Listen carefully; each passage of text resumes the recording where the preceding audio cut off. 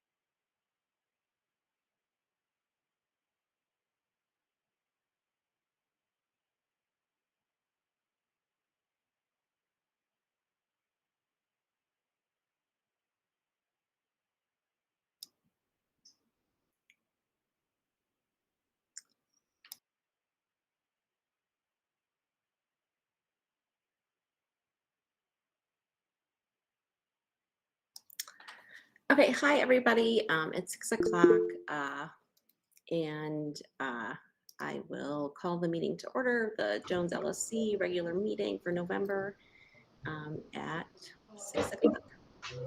Are you ready to record, Sarah? Yeah. Yes. Give me a second. I want to just turn on the closed captioning.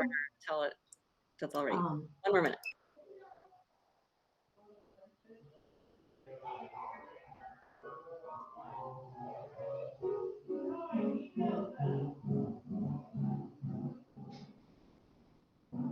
okay. You want to wait another minute? Is that what you said? If you are ready to go, I am ready to Okay, go. I'm ready. The closed captioning is ready. I'm going to take a roll call. Andrade. Bowman. Present. Bugs.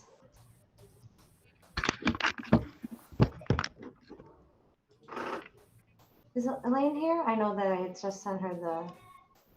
I don't think she's here yet. Okay. If you see them come in, let me know. Serna Prado. Here. Cresswell. Here. Hillbrands. Here. Land. Here. Mana Hoppenworth. Here. Ma here. Martinsek. Here. Venjavar.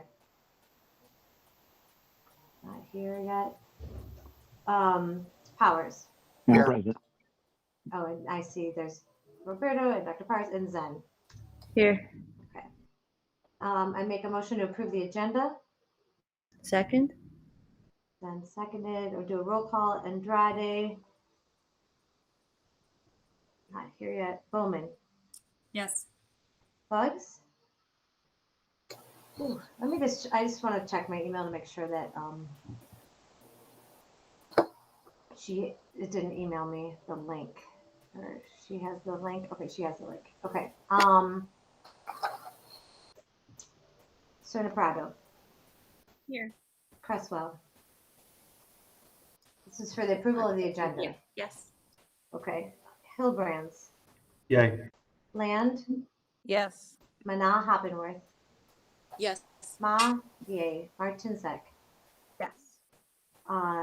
Menjivar. Yes. Powers. Yes. Zen. Yes. Andrade. For the approval. Yes. Okay. Yeah, sorry. That's okay. And Elaine has not joined us yet. Okay. Hey, Cassie, while I'm doing these approvals, can you just check the email I sent her the link and just double check that I sent her the right one, please? Okay.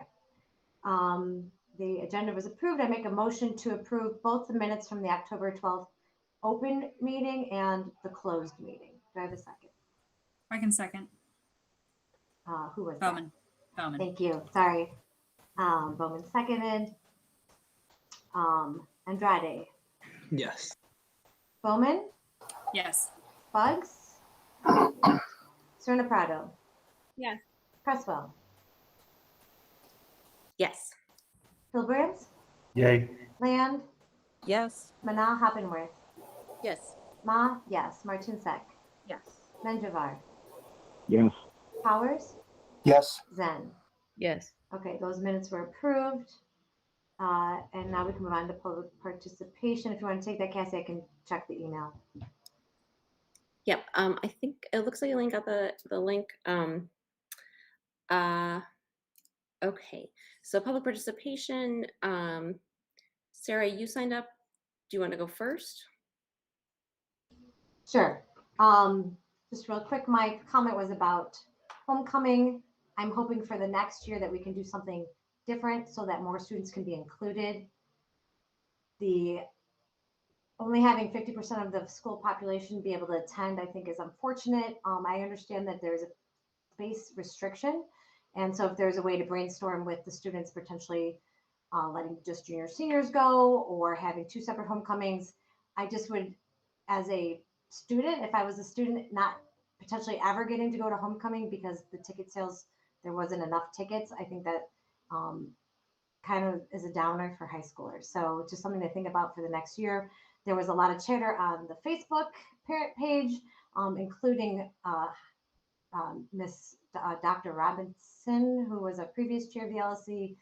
She had just reminded everyone that she was had brought it to the attention of the administration at the begin in 2019, and that this issue is still there. And something that maybe the equity committee could address with the administration. Thank you.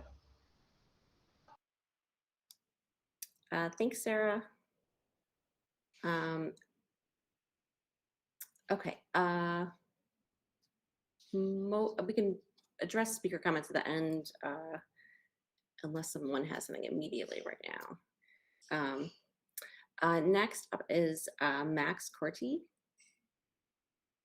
And Max, did I pronounce your last name right? It's pronounced Cordy, but that's close enough. So I wanted to say that I personally believe that the sex education at Jones is severely lacking in the rape and sexual assault part. I want there to be more about consent being taught and not just the basic of like no means no.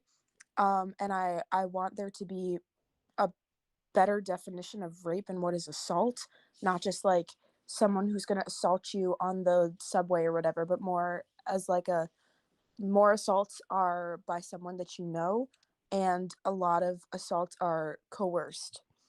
I would also like to discuss how toxic masculinity impacts men getting help for sexual assault and feeling that their experience was valid. And I want to hold Jones accountable for the way that they protect abusers and the way that they speak to students and victims about their experiences. I emailed Dr. Powers about this and I requested a meeting and I was kind of brushed off. So I just wanted to bring this here.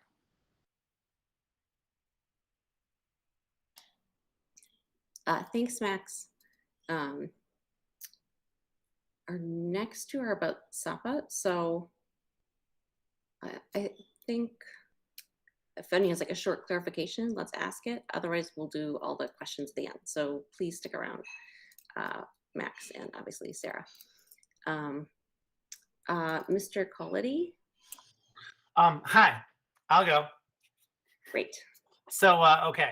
So I am Mr. Mike Colletti. I'm a computer science teacher at Jones College Prep.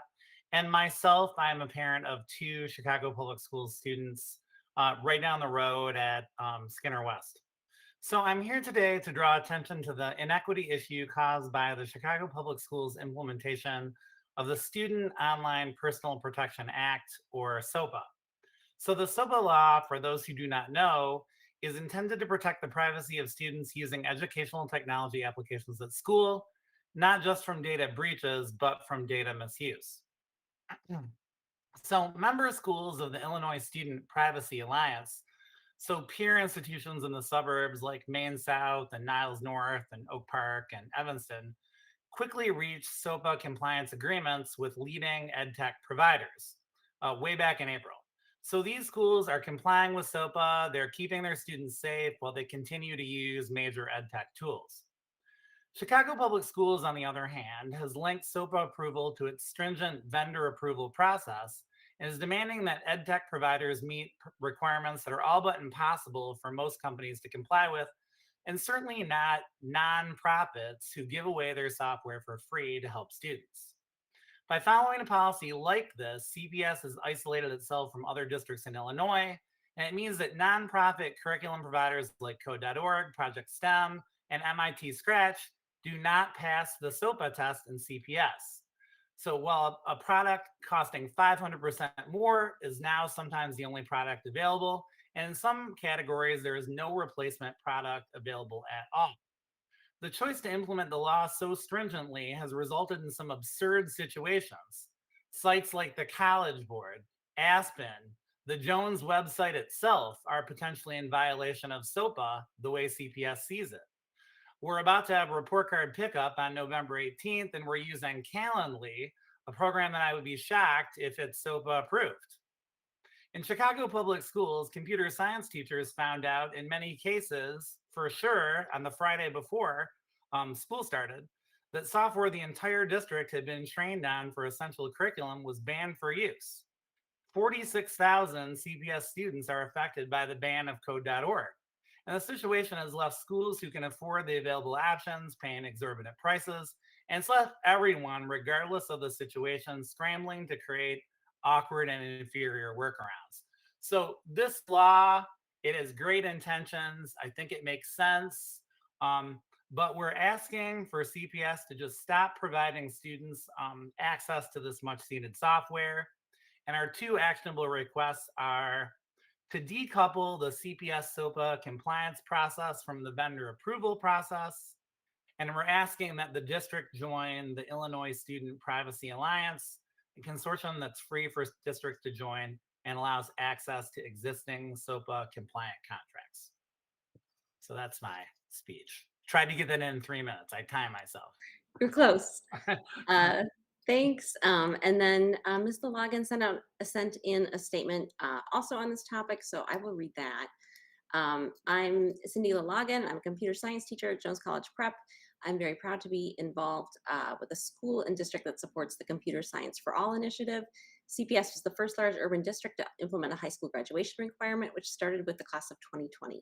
I'm also on a subcommittee of CSTA, Computer Science Teachers Association Chicago chapter, that's hoping to finalize a petition based on UIC CS Professor Dale Reed's testimony that was given on October 27th at the Board of Ed meeting, where he stated that I'm here today to draw attention to an inequity issue caused by the CPS implementation of the Student Online Personal Protection Act. It is very unfortunate that such a well-intentioned policy like SOPA is being implemented in a manner that facilitates inequitable access to and participation in K-12 CS education. An implementation that sets back the great strides that the school district has made in helping our students learn the computing skills that ultimately benefit our global community. Please consider supporting the two action requests, which I think Mr. Yeah, they're the same action request. Yeah, and you can read this statement. I'll put the link in the chat.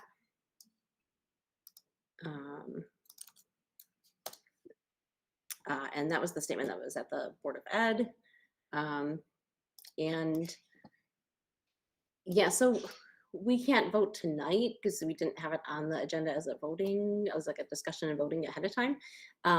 But certainly we could, we can share it with, I'm happy to share it with like the LSC, citywide LSC list, because, LSCs later than tonight may be able to vote to share the petition or sign on to it. Yes. So I will hold my comments though. Anyone else have comments on any of these three topics?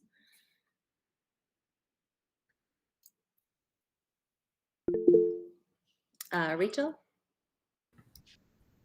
I have questions on two of the topics, but I guess I'll start with the SOPA.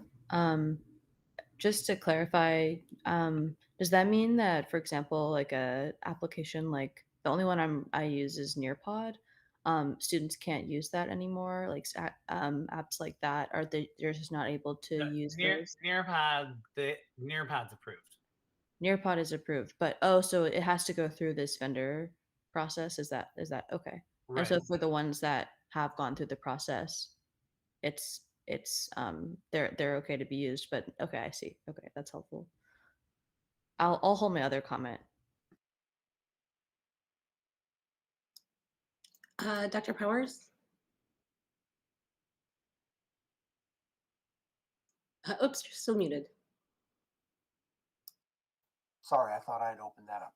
I want to thank Max Cordy for also for speaking up this evening. She shared with me her thoughts in an email late yesterday, and I responded to her this morning. Far from brushing her off, I told her I would be in touch with the teachers who are involved in the sex education programming for Jones. Jones does follow the CPS required sex education as well as the state required programming. This is done by in the freshman health classes for freshmen, in the sophomore classes for physical education. The curriculum is covered there. Juniors and seniors are through other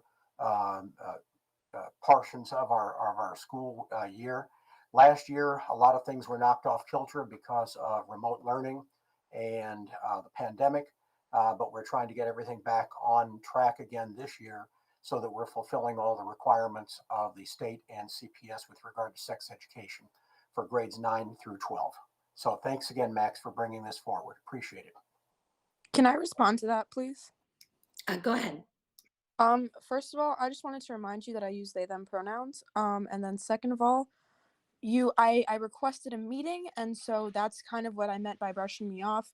Yeah, you responded, but I had asked to be in a meeting with you and or the people who make the sex education curriculum, and so that's what I meant by brushing off. Oh, I'd be happy to meet with you at any time, Max. Just wasn't able to today.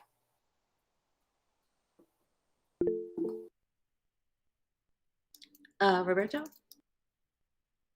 Yes, I just want to respond to Max's comment. So Max, thank you so much for sharing your perspective.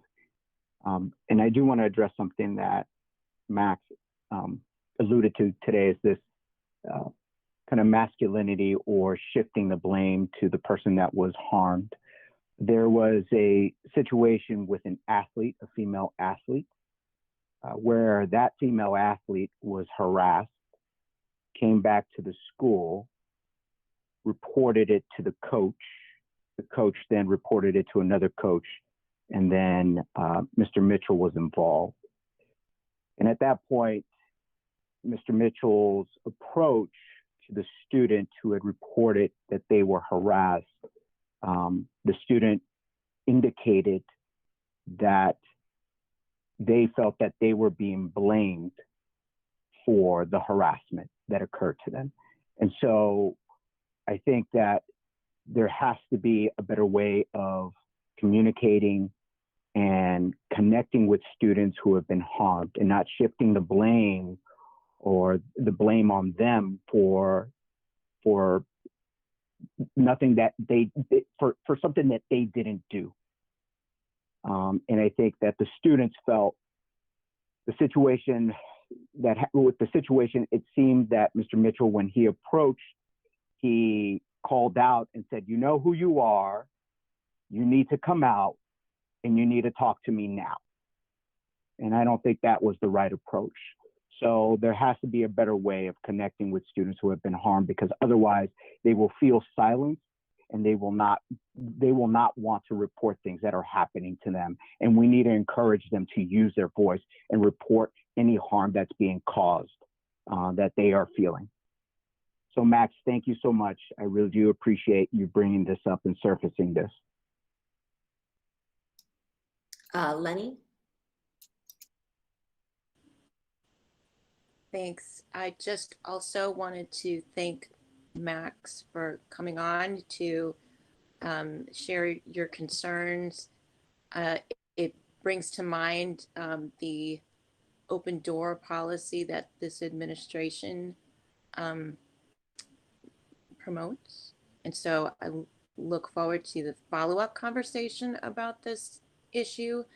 And I'm also, thank you to the last speaker. Absolutely, it brings also to mind what Max was saying about toxic masculinity and how are we holding those who cause harm accountable, because it will happen. I believe that this school, my students chose to go to Jones and were chosen by Jones because of the reputation it has for being very inclusive. And and it concerns me that we are, here talking about this, especially when we know there has been a lot of funding for training for CPS administration, schools, teachers, and students on restorative practices. So I guess that's another topic that I'm interested in learning more about at Jones and how it intersects with the health and public safety committee here, as well as the budget and the equity committees. Because again, not expecting anyone to be perfect, but also holding people accountable, as Max mentioned at the beginning. Thanks. Go ahead, Max. I just wanted to respond to the speaker before Mrs. Hoppenworth. I personally have experience with Mr. Mitchell, and so for that to be said, it's very validating for me, at least, because I went to him with sexual assault allegations against another student, and he made me feel like it was like he essentially did blame me, and he kept making me feel like I wasn't really a victim. And so I just wanted to respond to that and say how much I appreciated that you said that.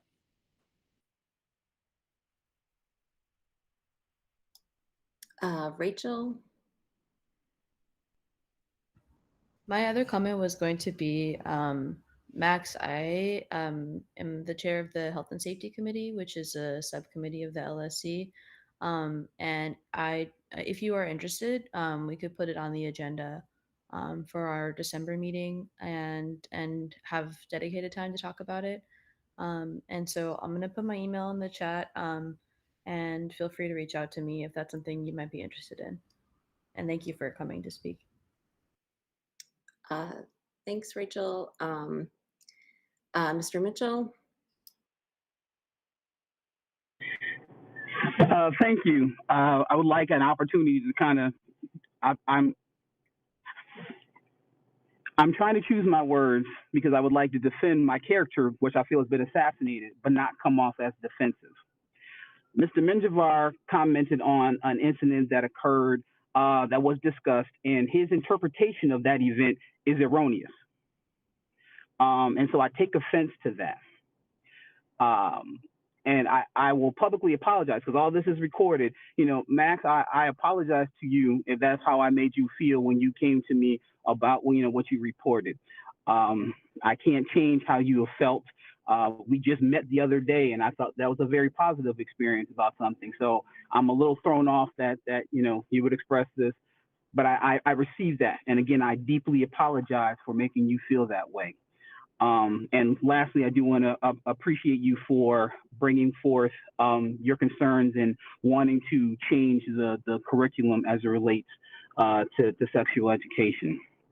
I'm not going to go any further into depth around that situation that Mr. Menjivar mentioned, but I just felt compelled, since I'm here on this call and being talked about as if I'm not present, and speaking on something that is being heard second or third hand, was not present, does not have all the details. It's just disheartening. So I wanted to speak publicly about that. And then that's all I'm going to say about that. Thanks, Mr. Mitchell. Sarah? I just on the YouTube chat, the question is, should this incident be publicly? You have to speak up a little bit. It's kind of like your microphone is weird. Hold on.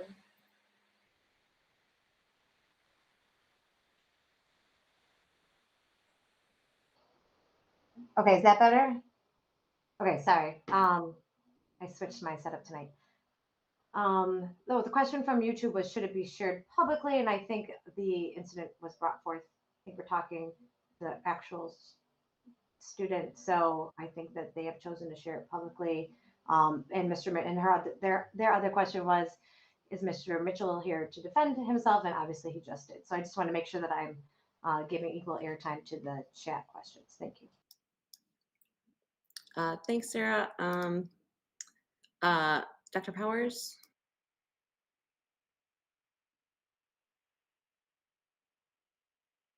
You You're muted Dr. muted, Dr. Powers. Powers. I am sorry for that. I would like to concur with Mr. Mitchell. I never want a student to feel like they were not dealt with in a respectful manner. We always try to do that. Sometimes communications are not as smooth as perhaps they should be. So again, on behalf of myself, if Max felt that they were not dealt with in a respectful manner, just as Mr. Mitchell has said, I concur. However, Mr. Menjivar's statements and public statements this evening, had he had those concerns previously, he could have brought those to Mr. Mitchell or my attention in a more professional manner, rather than to assassinate Mr. Mitchell's character in this way, based on second and third hand information. That's all I have to say. Kathy, if I may. Yes. Max, let me ask, Max, do you have another comment, or is that an old hand? Yeah, sorry. I just wanted to say super quickly that the meeting that Mr. Mitchell and I had recently was not about the sexual assault allegation that I had. And so I wasn't talking about that meeting, but more about a few months ago when this originally came up. And so I just wanted to make that clear to him. Thanks. And Roberto? Yeah, so that we're clear, there was a meeting with the athletes, and Mr. Grizzetto was there, and the two coaches were there, as well as the student that was harmed. And that student spoke courageously at that meeting, and it seemed nothing was taken seriously, or the student's feelings or how she was harmed was addressed appropriately. So I would encourage this administration to speak with Mr. Grizzetto and the two coaches. Okay, I think we'll take the rest of this offline, and I plan on putting a slide up later anyway to remind people about how to report incidents, and we're also discussing the new incident reporting form, so this will come up again. Does anyone else have a comment on this thing who hasn't spoken yet? Ellen? I was going to speak in response to Mr. Colodi's statement. Is yes, that let's do stop on now. That'd be great. Sorry, I was just a little scattered. I just wanted to mention that the Chicago Public Schools Board of Education meeting is coming up November 17th. And I think that would be a really great place for this advocacy to be furthered as well. So you can sign up in advance to speak publicly there, just because they're ultimately the body that's doing a lot of these approvals. So I just wanted to bring that to your attention because it's coming up next Wednesday.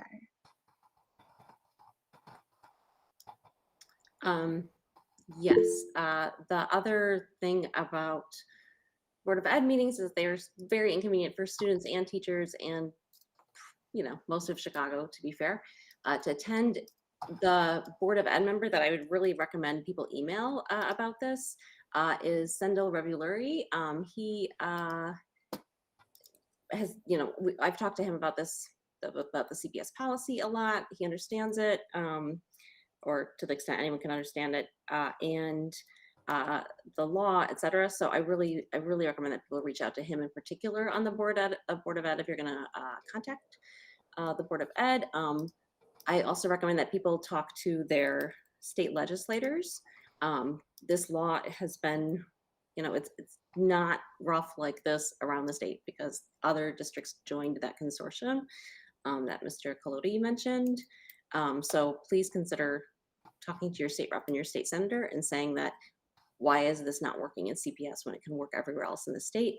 And if you go to that consortium page and look up pretty much any software right now that people are not being allowed to use in CPS, you'll find it on there. So it's really problematic. And it could be easily fixed, and that consortium is free to join, and somehow our law department is not taking advantage of that. So I think that's really problematic. And it's also impacting student journalists as well. So there's been a lot in the news on this. And okay, for hands left here, I think Max, maybe your hand is old. Sorry. That's okay. And Lenny, do you want to go?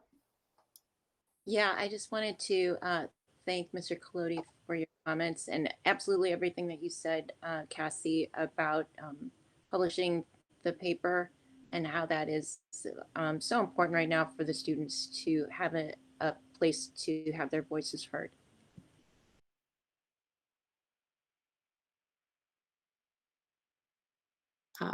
Okay, I think that is it for public comment tonight. And we can move on to the state of the school report. And Dr. Powers, you're going to give your principal's report at the same time. Yes, if I may. I'll go ahead and do that first, if I may. It shouldn't take very long. Just a number of things that are either recently happening or coming up soon. Our parent-teacher conferences are on the 18th. They will be either virtual or in person as the parents choose. They'll be between 11:30 and 6:15, although again, some of the teachers may be scheduling times to the convenience of parents outside of that particular window. So parents of each student will be receiving information on how to sign up for conferences during that time. We will also be distributing report cards starting at 7 a.m. and continuing to 7 p.m. at school for those who wish to come by. Also with Thanksgiving policy or Thanksgiving holiday coming up, just a reminder that we do have a no homework holidays policy.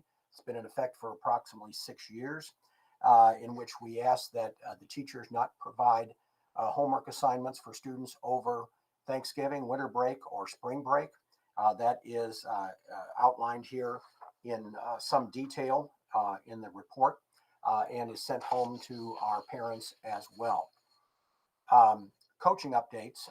Some conversation came up this past week with regard to a shortage of coaching that we have in a number of areas. This is a kind of an unprecedented situation this year. We have often had difficulty with a few of our coaching positions to find people who are interested in filling them, particularly within our faculty and staff at school and also within CPS staff. This year, it's been a little bit more trying than before.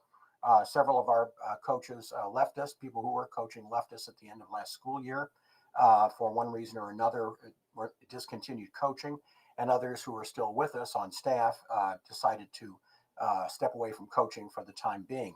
So that left us with a number of vacancies. We prioritized those coming up soonest, meaning fall sports and winter sports, and we're able to get those covered with a great deal of effort on the part of our athletic director, Mr. Grissetto.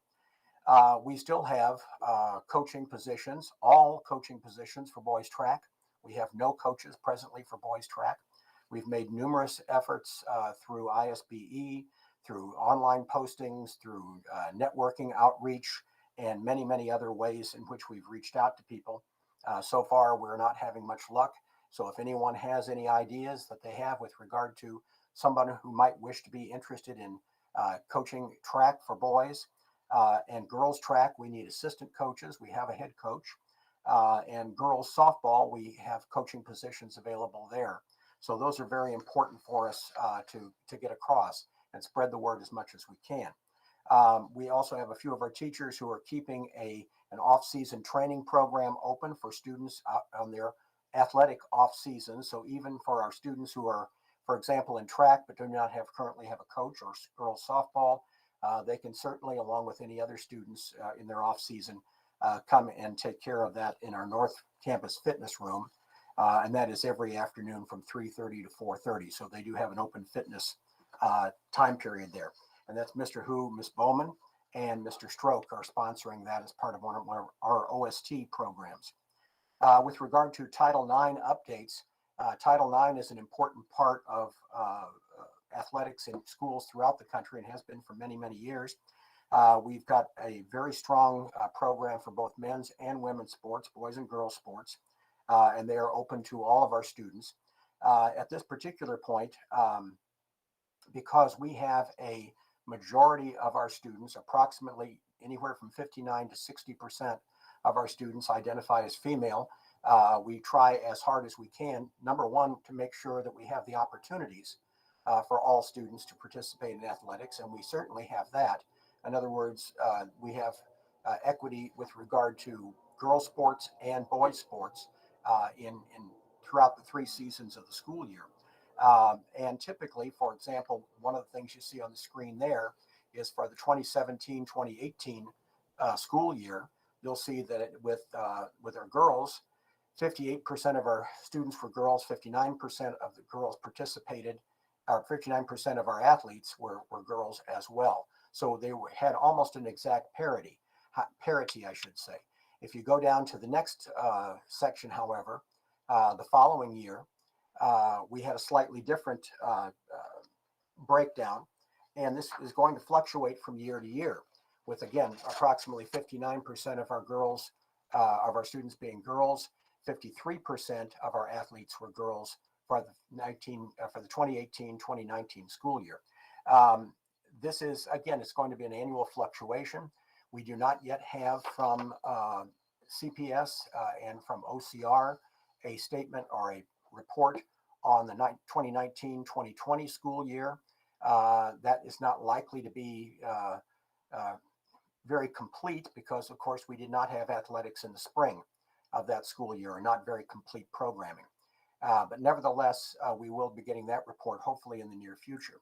Office of Civil Rights determines levels of compliance based over a period of years, so that the only 2 years we have immediately have been 2017 up through 2019, and hopefully with our upcoming school year, that last year and this year, we'll see that get it to a point where we're considered to be in compliance and levels of participation.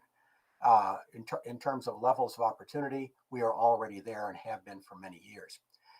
So hopefully we'll be seeing that. By the way, there were only, the first time this was reported by Office of Civil Rights, only 6 CPS high schools were viewed as being in compliance. That's out of a lot more than 6 high schools, and hopefully we will be as well. We do meet annually with our compliance officer within CPS and make sure that we are providing all the opportunities and encouragement that we can for students to participate in athletics. Homecoming was brought up a little bit earlier. We were able to offer homecoming tickets to 1,100 plus students, which is a good deal more than 50% of our enrollment. But we will look at ways in which we can expand upon that for the future so that we provide more opportunity. I would not agree with the idea of having homecoming only for juniors and seniors. That would be actually a retrograde type of movement.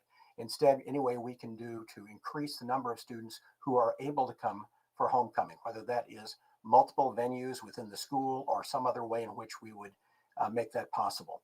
However, homecoming is a major undertaking for faculty, staff, administrative team, and student leadership, and cannot be minimized in terms of the amount of work that goes into it. We had our selective enrollment open house on the 16th. We welcomed over 3,000 prospective students and their parents. So we had a very good turnout for that, and tremendous amount of support from our Friends of Jones organization in terms of assisting with logistics and supporting the number of volunteers coming in, and a lot of student volunteers as well. Ms. Fauché, who's our dance teacher, has applied for and has received a grant of $4,500 from the Illinois Arts Council. STARTS, it's not a typographical error, it is small STARTS grant program to develop some additional diverse residency programs for our students in our dance, especially our Dance 2 classes for November, December, and January to mentor our students in those areas. And then finally, we have 2 new members of our staff in the main office. Mrs. Bernstein had resigned and retired and moved out of state earlier in the fall. And now we have Mrs. Anita Brown, who is our new main office attendance secretary. And Nurse Gwendolyn Woolridge joined us this week also in our health room, replaces Nurse Bonnie Smith, who went to another CPS school.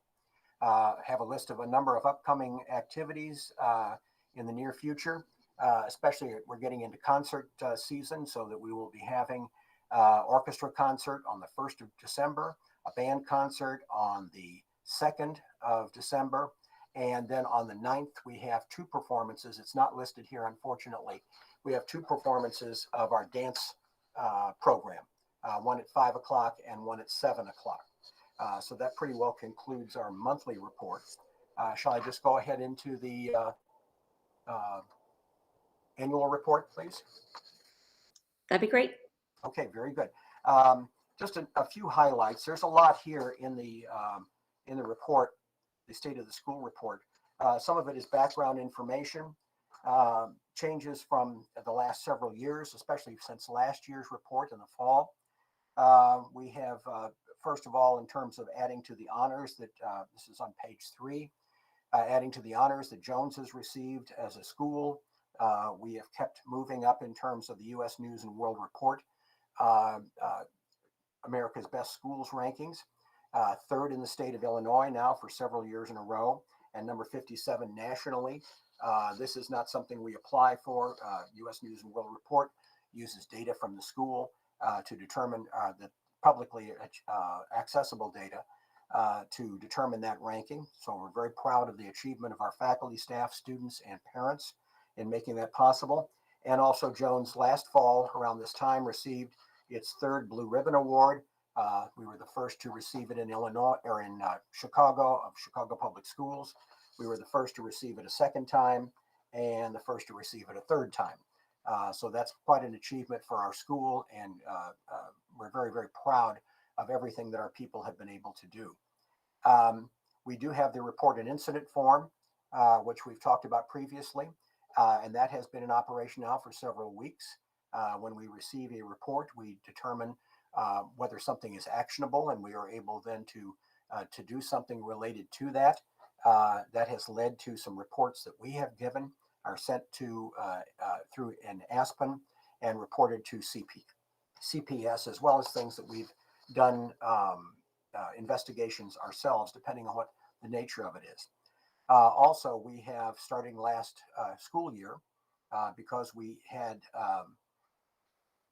a high priority, I guess you might say, on being able to reach out to people during the pandemic and during remote learning, we created the Jones Eagle Update, which we now call the Eagle's Nest News, which is a bi-weekly email newsletter to the parents, and also the Eagle Fireside Chat, which is a monthly live presentation to parents who log in. That is also recorded and is available on our YouTube channel, as is the Eagle News Net, Eagle's Nest Network, or Eagle's Nest News, which is also there on the website. Some things that have happened in the last year, starting with our Moving Forward Together program. These are things that we have already reported to the LSC, but in summary form. This is a major undertaking on the part of the school and across the board and within CPS to help our students to be better reacclimated to school and to catch up with any types of deficiency there has been during the time we had school closure. We are focusing on 3 areas, as we've reported previously: social, emotional, and healing-centered supports, targeted intervention and tutoring, and school counseling and post-secondary supports. Our equity initiative, this is just a brief summary of, again, has been previously reported to the LSC and is kept updated on our website, as well as Mr. Mitchell frequently provides monthly updates on this. In the area of social and emotional learning, we have initiated a number of things that are designed to help our students to have a better understanding of their social and emotional well-being and what the school can do to support them, particularly in the form of sessions in which the teachers provide instruction to the students and discussions that enable the students to have a better, like I said, a better grasp on their own well-being and anything that they can do that will help them and that we can help them, as well as the people that we have within our school system, within our school, our counseling department, our case managers, social workers, school psychologists, and other non-school mental health resources. These are all very important parts of our social emotional learning programming. Our out of school time OST programs are multiple things that have been initiated this fall and will continue through the school year. Again, this, like the Moving Forward Together, is funded by specific funds provided by CPS. So we have some excellent things going on that way. This year, we initiated our one-to-one computing program for our students, so that all of our students are assigned a Chromebook and have those available to them. And we've seen our teachers being able to make good use of those, especially coming out of the pandemic when everything was on a remote basis. This really helps the students use some of the best skills that they have learned, and some of the teachers using the best skills they have learned through remote learning. Our whole school safety plan is well in place. We are in the process of completing the hiring of our last CPS security officer, and we have candidates for that, and we'll be filling that position very shortly. Our enrollment has remained fairly stable, not only in terms of our total numbers, but in terms of our demographics as well. As you can see from the graphs there, there has not been a lot of change in the last 4 years or so. And this is probably where we're going to be for a while, certainly in terms of our total numbers. But we continue to, as part of our recruitment efforts, get out to the high school fairs throughout the city and make available information about our school and put a face with the school. Myself and other members of our leadership team spend a great deal of time going out and being part of the communities and telling the Jones story and encouraging people to apply. Again, that was also, of course, the main purpose of our open house as well. And we were very happy to have a in-person open house this year. In the staffing area, our total staffing has remained approximately the same. However, because our enrollment is not increasing, it's almost exactly where it was on the 20th day last year. We did receive an additional case manager based on the number of students that we have with IEPs and 504 plans. So we now have 2 case managers. We received 2 diverse learners high incidence teachers. That was actually returning us to the staffing level we had previously because positions had been cut, but we are pretty well staffed in that area as well. We have an additional part-time social worker, so we have approximately 1.5 social worker positions, and we have a full-time psychologist on duty as well at school. And several of these are new people to our school because of some turnover we've had. Academic achievement, we've had, I think this is probably true of a lot of schools, we've had a few glitches in the last couple of years because of testing being interrupted by pandemic. Students, for example, our seniors from last year, the class of 2021, did not get a chance to take the SAT until the fall of their senior year instead of the spring of their junior year. And what we've seen with our results from SAT and advanced placement is some slight downturn in participation rate for the AP and also in terms of total scores. They're still quite strong. For example, our SAT composite score for the class of 2021 was 91% of our students met or exceeded standards with a total composite score of 1282. That's only 4 points below where they were previously, or where the previous class was. With regard to advanced placement, we did see a downturn in the number of tests taken and the number of students taking exams, largely due to the pandemic, because again, they had to be somewhat optional. And the students who took exams during the spring of 2021, AP exams, had the choice of taking them either in person or remotely. And I think this caused some a little bit of confusion on the part of some people, and some people did not participate. We anticipate a good rebound in this particular area. I mentioned before, and Dr. Plunkett reported recently on our multi-tiered systems of support, which are in place and up and running to support all of our students. We had a slight downturn in terms of our on-track percentage to graduate. It had been normally in the 97 to 98 range. It presently stands at about 96% of our students. Again, this is primarily our freshmen and our sophomores. And in that particular case, I think we're able to identify students who are struggling, especially our incoming freshmen, but also our sophomores as well, and help them to get back on track. It's still very early, but 96% is an enviable percentage. It's just not as high as we normally have, which is more often 97 to 98%. We did not have any significant changes in curriculum from last year to this year. We had a few adjustments primarily. So the curriculum we have is pretty much what we have had over the last year or so. We are in the process of reviewing and looking at changes for next year with possible additions or changes to curriculum. Our post-secondary planning and college admissions, again, continues to be quite successful. About 99% of our graduates from 2021 applied to college. Over 5,000 total applications were submitted. That's about an average of 11 applications per student. All the students either provided proof of acceptance to a college or a plan to attend college through the Learn, Plan, and Succeed, or had a waiver for that. So this is required for graduation at this time. We're finalizing information on the class of 2021, and we'll have a report for the LSC on that class and their matriculation rates and so forth as we get into the new year, probably by February. Student life continues to be a big thing for us. We were concerned that having been remote for so long, we might have some downturn in that area, but it's rebounded very well. And with the OST programming that we have, that has really added to it. At present, we have approximately 100 or more different clubs and organizations available to our students. Average daily attendance is slightly off. And again, this is, I think, a reflection on what we're coming off of with regard to the pandemic. It's slightly lower than the same period from 2 years ago, and slightly lower than what it would have been last year as well. Slightly higher than what it was last year.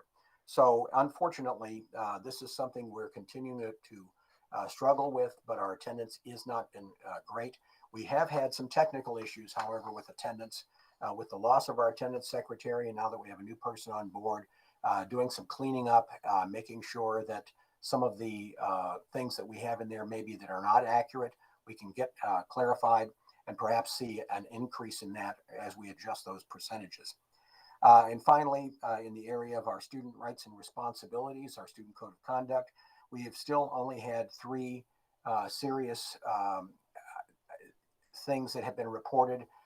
This was, again, level 3 or higher on the student code of conduct, or class 3, I think you call it, and which is very good at this time. That does not mean that there were not other issues that we had concerns about, but they were typically in levels 1 and 2, and we've dealt with them as well.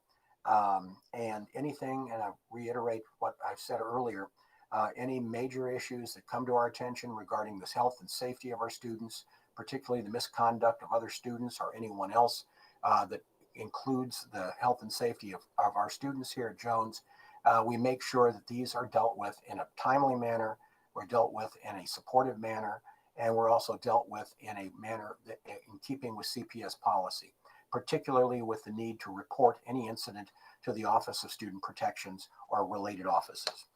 And that pretty much concludes the report. Thank you very much for your attention.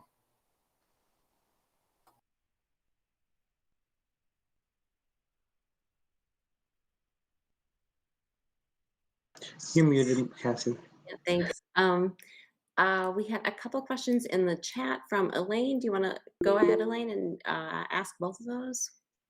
Yes, good evening. Pardon my tardiness. I was in transition, didn't have the app on my phone. So in regards to the social emotional learning, I was wondering if you'd had an opportunity to receive feedback on the implementation from students to get their take on how things are going, if they felt that it was impactful or helpful. As of yet, no. We've only had a few sessions here at the beginning of the school year, but as we move forward, we'll be getting more information back from our students, asking them to provide some feedback and some ideas that they might have that might be helpful. We want to make sure that this is an important and constructive thing for our kids. Okay, I think that would be helpful then in terms of like the kind of matching it to the relevance so that it's something that they are maybe looking forward to and maybe not seeing. I've heard some feedback from a few students that it's, they're taken away from the ACT Lab. So maybe there's a disconnect, and perhaps you guys can schedule some time to meet with students and teachers to see how it's doing and make adjustments so that it's meaningful time and relevant going forward. Thank you, Dr. Powers. My second question, let me look at the chat. What was that over there? Let me see. Oh, it's regarding increasing enrollment for African American students.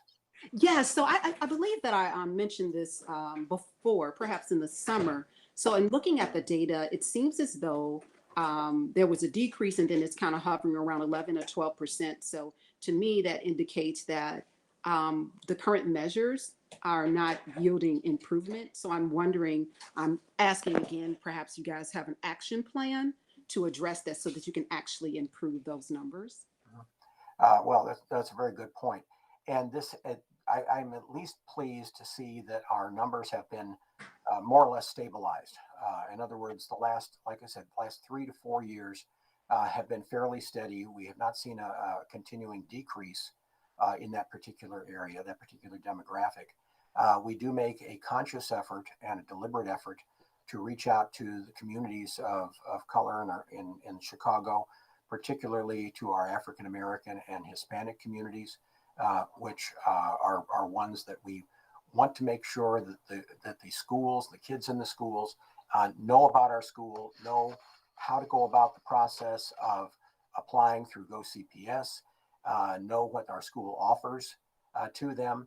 And we've been working very hard to make sure of essentially spreading the word and being out there as ambassadors for the school.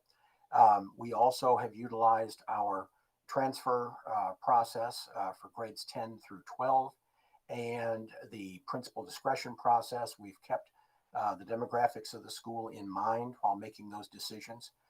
So those are very important parts of it. Beyond that, we don't control the vast majority of students who come in as freshmen. They come in based on a set of scores. Now, this coming freshman class, next year's freshman class, will be coming in under a somewhat different set of criteria because the NWEA or MAP test has been eliminated, and instead all students are going to be applying, and all CPS 8th graders, which I think will be a plus because it will put all kids potentially in play for the selective enrollment programming. Based on 7th grade grades and the admissions exam for 8th graders. All 8th graders will be taking it at their schools, and that includes not only students who are in CPS schools, but the students who are in non-public schools will be taking it as well through various locations or venues. We think that will probably make some change. We're not sure exactly what the change is going to be, but it definitely will be with the 2 criteria and all 8th graders, CPS 8th graders, taking the admissions exam. It may very well change some of that. Okay, then the other thing is, I'm wondering as it relates to that percentage, are you looking at retention data? Like, are you losing students? Are they staying? So I think looking at retention and then also acquisition, and then perhaps those relationships that you've established with the schools and counselors, like what is actually preventing the students from enrolling, attending, and then coming up with a plan so that you can mitigate those things and remove any barriers or shorten the path. Might be something for us to maybe discuss offline, but I think that there are definitely some recruitment strategies because Jones is a top school. This opportunity needs to be made available to everyone. And if there's something preventing them, we need to look at that and remove those barriers and just kind of help to smooth that out. I personally try to get people to come, but I'm just one person, but I would love to have a conversation because I definitely think that there's a way to get around what we're currently doing and improve those numbers. And then once they get here, that's important. Once they arrive, they have to have an environment in which they are thriving, they're seeing their voices heard, they feel comfortable. And I know there was a thought about a way to improve that with the incoming students and with the existing students so that they then become your brand ambassadors. That's So right. I think that's important. And there was something, a conversation I know that Faith was having with Dr. Plunkin that could help improve those things. So thank you for your time and for listening. Oh, thank you very much. And I'd be happy to talk further about it. Thanks, Elaine. Rachel?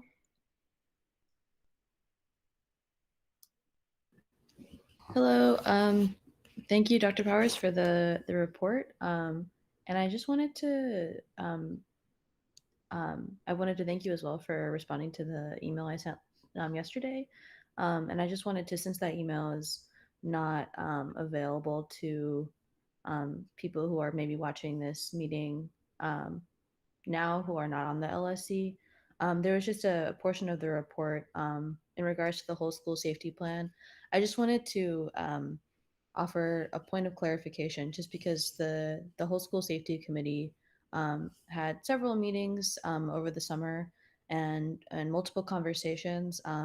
We included a recommendation initially on June 10th, and we were, as Mr. Mitchell states in the original plan, oscillating between removing both school resource officers or retaining one.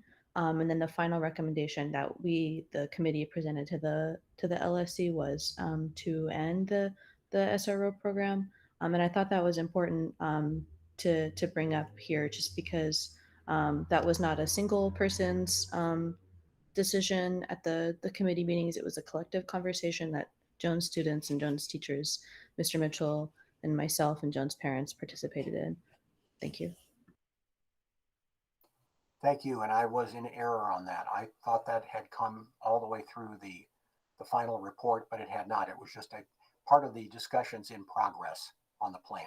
So I stand corrected on that. Thank you very much, Rachel. Thanks, Rachel. Daniel? Hi. So there's just two main things I wanted to talk about. First one would be like any updates on the social emotional learning coordinator, that position. Do you have any updates on that, Dr. Powers? Right. Our climate and culture coordinator position. We're in the process of, we've started some interviews and we're reviewing other candidates.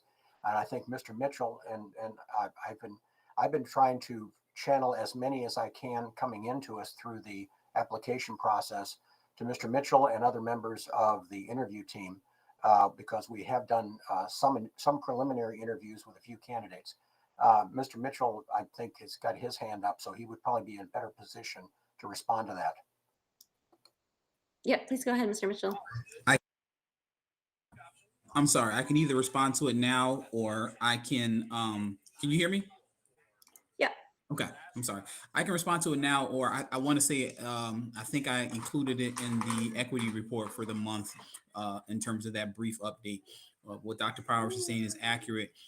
We have interviewed several candidates, have a couple of people in mind, but we collectively felt we needed to, I'm going to use the expression we used in the meeting, kind of shake the tree a little bit and make sure that we've kind of viewed as many candidates as possible.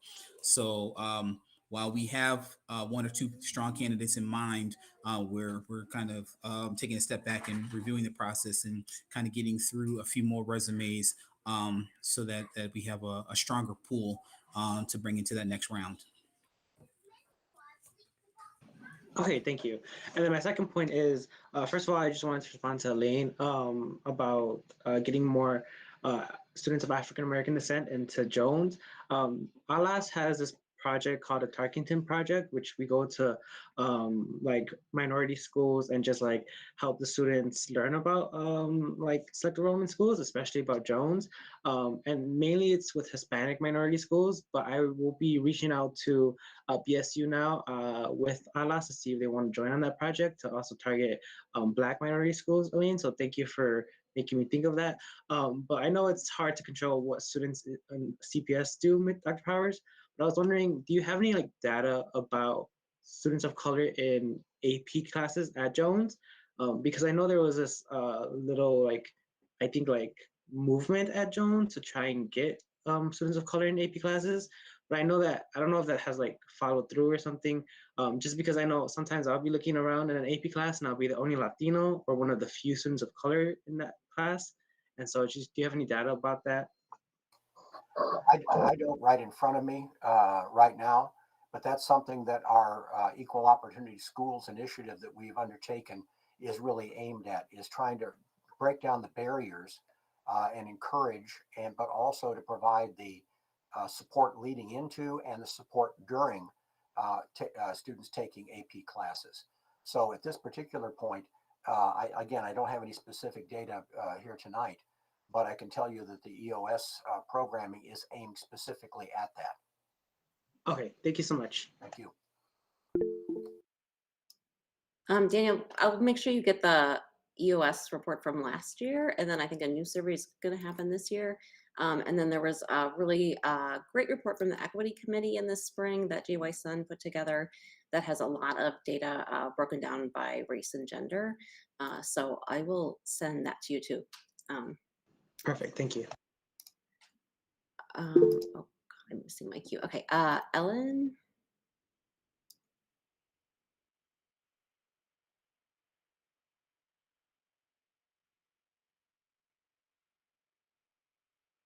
Okay, I'll go to Deborah. We'll come back to you. Yeah, I just wanted to add for the benefit of the broader group here that two of us on the LSC, myself and Rachel, are participating in the interview process for the Culture and Climate Coordinator, and we're very appreciative that the administration has given us the opportunity to participate, because I think we all have very different experiences and we have very thoughtful conversations when the group gets together and talks about what we really need for Jones. We have come to an agreement amongst the interview team that this is not a beginner's job. This is a job for someone who's really quite experienced. And that's what's making the search more challenging, because there are a lot of people who have touched on restorative practices, or they've been deans of students, or they've been in a rather homogeneous school environment. And because of the nature of Jones and the diversity at Jones, not only in terms of racial diversity, but also in terms of economic diversity, we really want to find the right person. And I think I commend the administration for giving us the opportunity to really look for, when Mr. Mitchell said shake the trees, that's exactly what we've been talking about. We've been calling friends, we've been talking to people, trying to find people who have done this kind of work elsewhere, because I don't want somebody who's cutting their teeth on Jones. Our students and our faculty need to have someone who is experienced in this area. And so we're really working hard to find a quality candidate. And the downside of the CPS talent system is we get everything. And so, I've looked at over 30 resumes, and I've only seen maybe 3 or 4 that I would even want to talk to. And that's why I said, I'd really like to go shake the network and see who else falls out. We want to be successful with this placement. If we're not careful, we can ensure that this is a failure, and we don't want that. So that's why we're taking our time and really trying to make sure that we get the right person for Jones. And so we appreciate everybody's patience. We've had multiple group meetings. There's a long history of emails. There's spreadsheets. There's, I have a stack of resumes on my desk.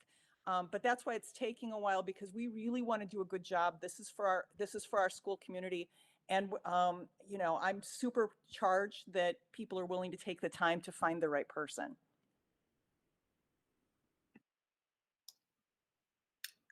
Thanks, Deborah. Comment from Elaine in the chat asking if it were a director position that we would attract more experienced and aligned candidates for what we are looking for, or more commenting than asking. And Ellen, did you get your mic fixed? Okay, you want to go ahead? Yeah, I did. Thank you. My question was around MTSS. So at the beginning of the school year, we had several professional development sessions, like one geared towards just introducing us to MTSS at Jones with a broad guide and then some FAQ docs that were being answered live. And then we've been doing training with Branching Minds asynchronously since then. So I was wondering, and I had this question a quarter ago, and I still have it. In terms of like school-wide interventions, what are some specific interventions that are going to be part of this MTSS plan? And I've been asking a little bit just because I'm curious about what happens when a student gets referred through this new platform that we know how to use now. Like, what are some options? What does that look like for a student next? Is that directed to me? Okay, thanks very much. Basically, what happens with the MTSS approach is to try to determine at what level of intervention is necessary for an individual student. The level one, of course, are the things that are done by the teachers in the classroom on a regular basis by basically everyone. But when you get to level two and especially level three, you're talking about more serious interventions that could include everything from mental health services to more intensive tutoring or some other type of support. So there are a number of different things that can happen. We're in the process now, and I know the MTSS team has been meeting on a regular basis to begin reviewing where we are with some of our students, particularly now that we have a quarter of school grades to go with, and the teachers have more to go on in terms of referrals. Certain things start to show up, especially around grade reporting time, which prior to that may not have been quite as evident. So we definitely are working with that and doing what we can to identify specific things for specific students and how they can be referred for different services and supports.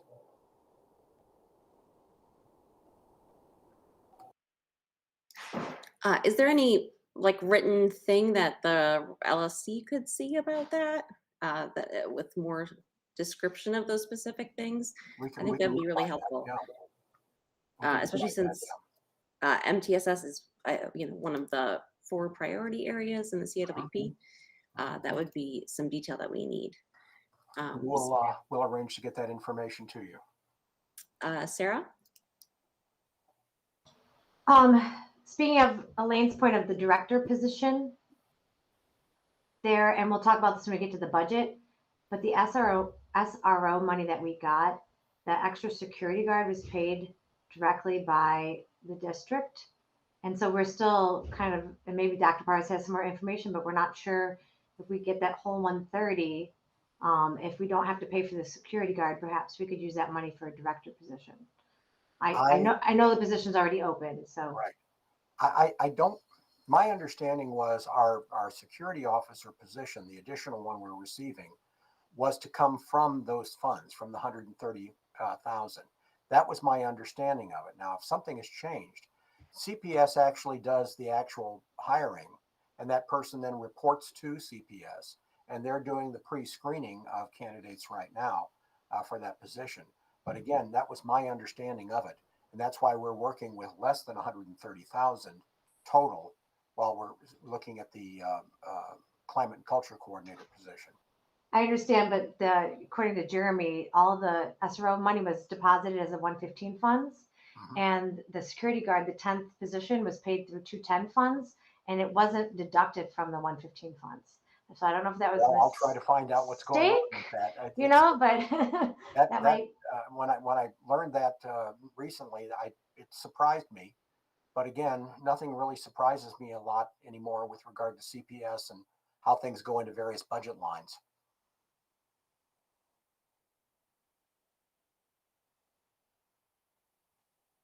Deborah? I just wanted to tag on to Ellen's question about the MTSS.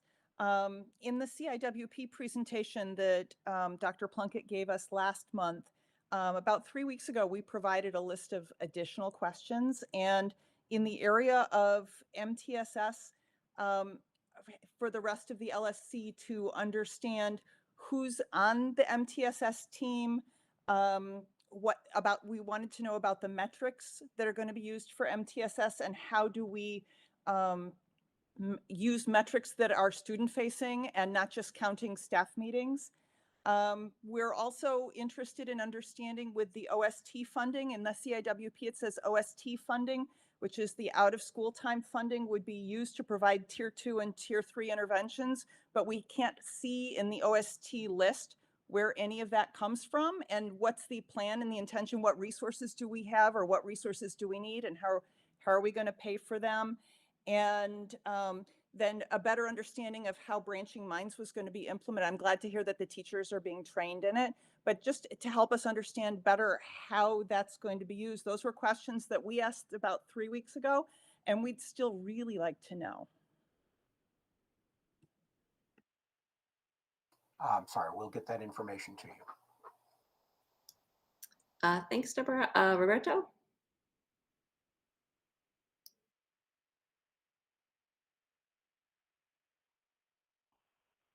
Yeah, can you hear me? Great. So I have, I guess, 2 or 3 questions regarding just the metrics on our student achievement. So at the last LSC, I talked about the University of Chicago's To and Through project, and they're reporting the breakdown for Jones by race and gender for selective colleges. And just looking at the To and Through project, and that's one metric, but the other thing that's important to look at the University of Chicago, and I'm wondering whether the administrative leadership team has looked at the data that compares the rates of Jones freshmen who are on track with a GPA greater than a 3.0 by race and gender. So right now, currently, at least according to the University of Chicago's data, 54% of the freshman Black young men are on track with a GPA of 3.0 or above. And 59% of freshmen Black young women are on track with a GPA of 3.0 or above. And 61% of freshmen Latino young men are on track with a GPA of 3.0. And 67% freshman Latina young women are on track with a GPA 3.0. In comparison to 76% of freshman white young men and 86% freshman white young women are on track for a 3.0. And then 82% of the freshman Asian Pacific Islander young men are on track with the GPA 3.0, and 71% of the freshman Asian Pacific Islander young women are on track with the GPA. And this is really important because we can argue about the high stakes standardized test, but a 3.0 GPA really is a highly predictive of access to selective and very selective colleges. And at Jones, that seems to have an abundance of resources.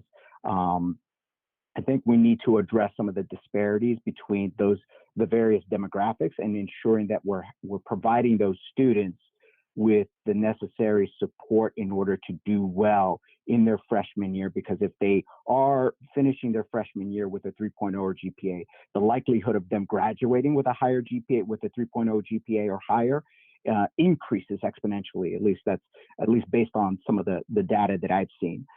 So I think, one of the things I would like to see, and I don't think it was in your report, Dr. Powers, was broken down with as far as the SATs.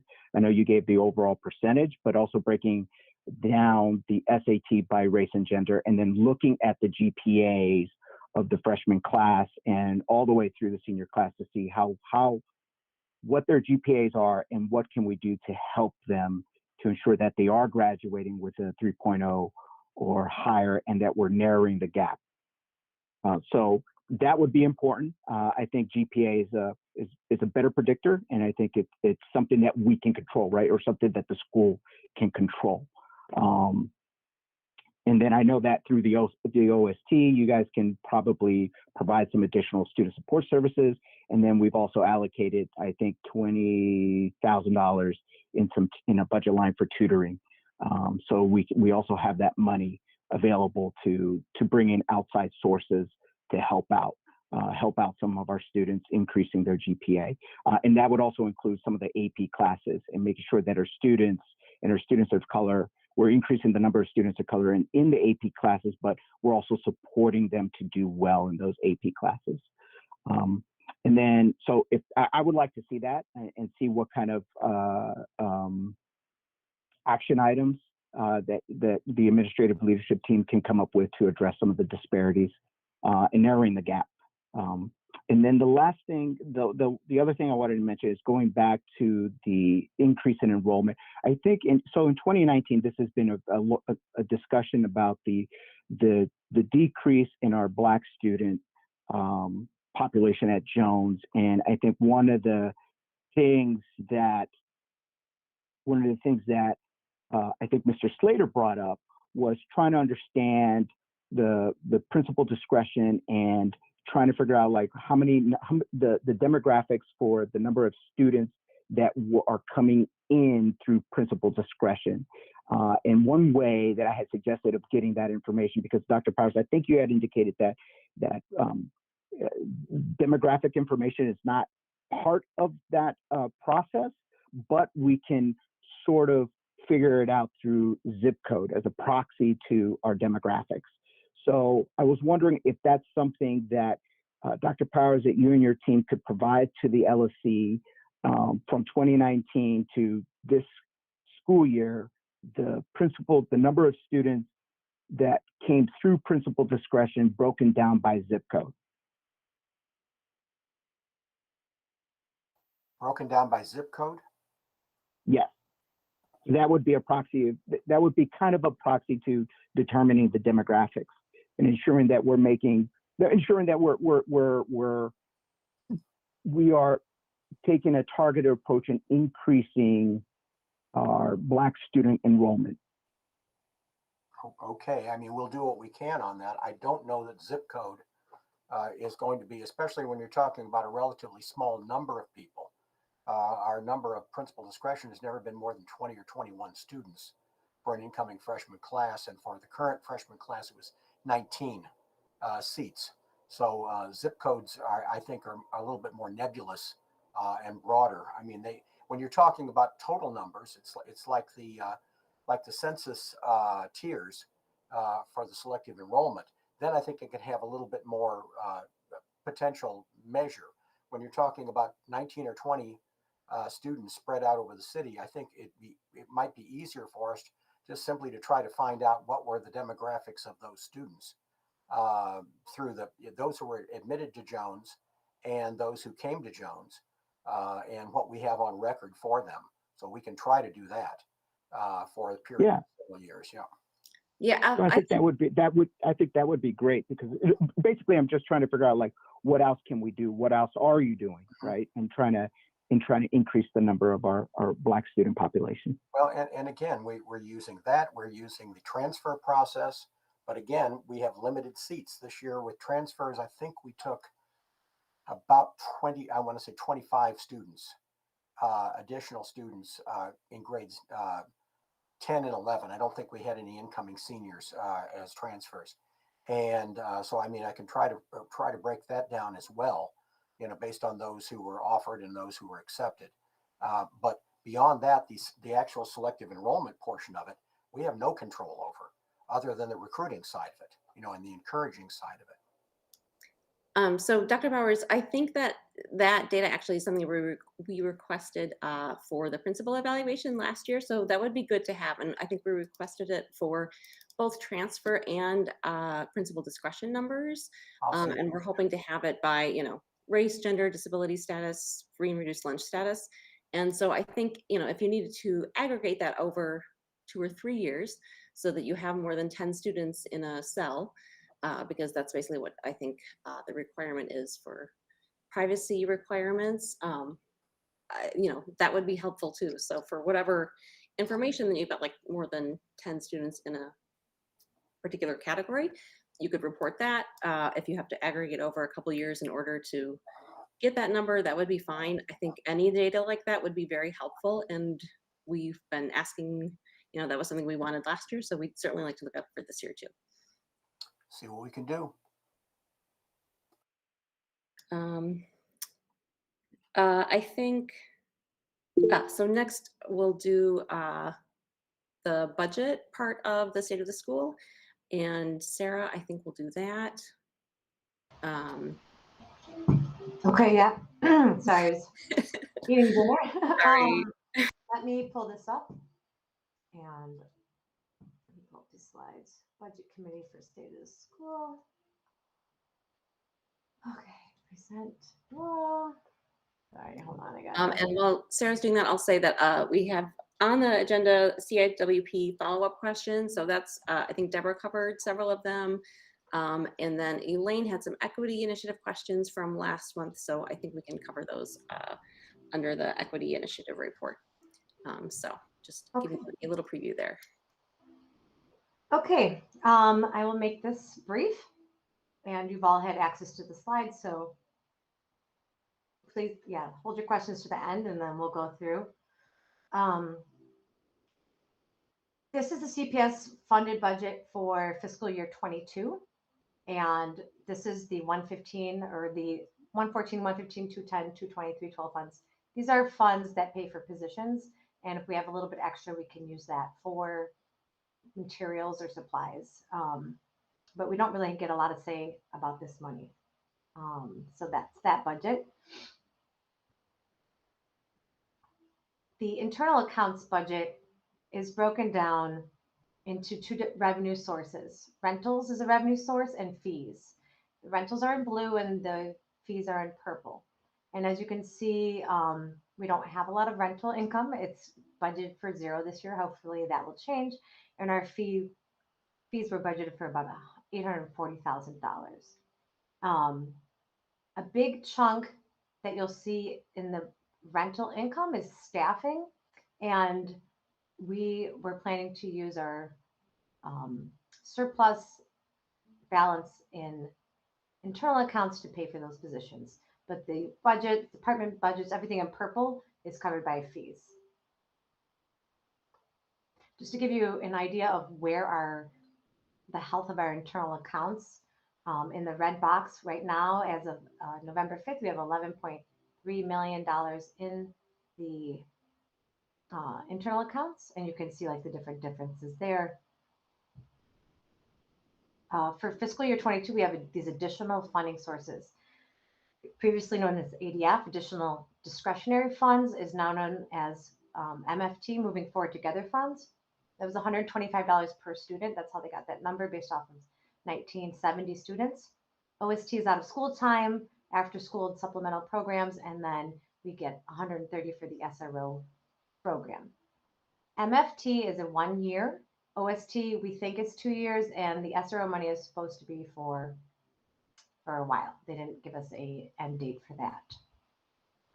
Apologies if this is small, but this was taken directly from the report that Dr. Powers had shared with us. I have not talked with him about any of this information or what it means. Dr. Powers, I don't know if you wanted to jump in and talk about this slide at all. This was taken right from MFT.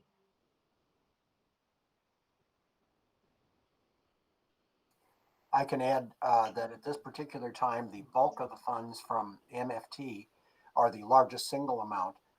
We're planning for academic and instructional program supports, particularly SAT preparation for our juniors. However, we are still having difficulty with regard to a vendor for that, and going through CPS procurement and contracting. And we're still trying to work with Princeton Review, which is the largest and best recognized national firm in that particular area. So that will account for a significant portion of that 144,000 that you see there on the second line. Also, we will have funds available to utilize if we do not have sufficient funds for from OST to some of the additional things we want to do from MTSS tier level tier 2 and tier 3. We can draw upon some of these funds as well in that particular area. But at that time, at this point, it's still in flux. Okay. We do have to spend this money by June 30th. Yes, we do. And it's making me nervous. So I'm going to and this money is not, well, don't worry about us spending it. It's a question of everything we do this year with MTF funds, we're not likely to see these funds again. So a lot of this is going to be a one-time thing, and then we have to figure out how we can sustain some of these things in the future.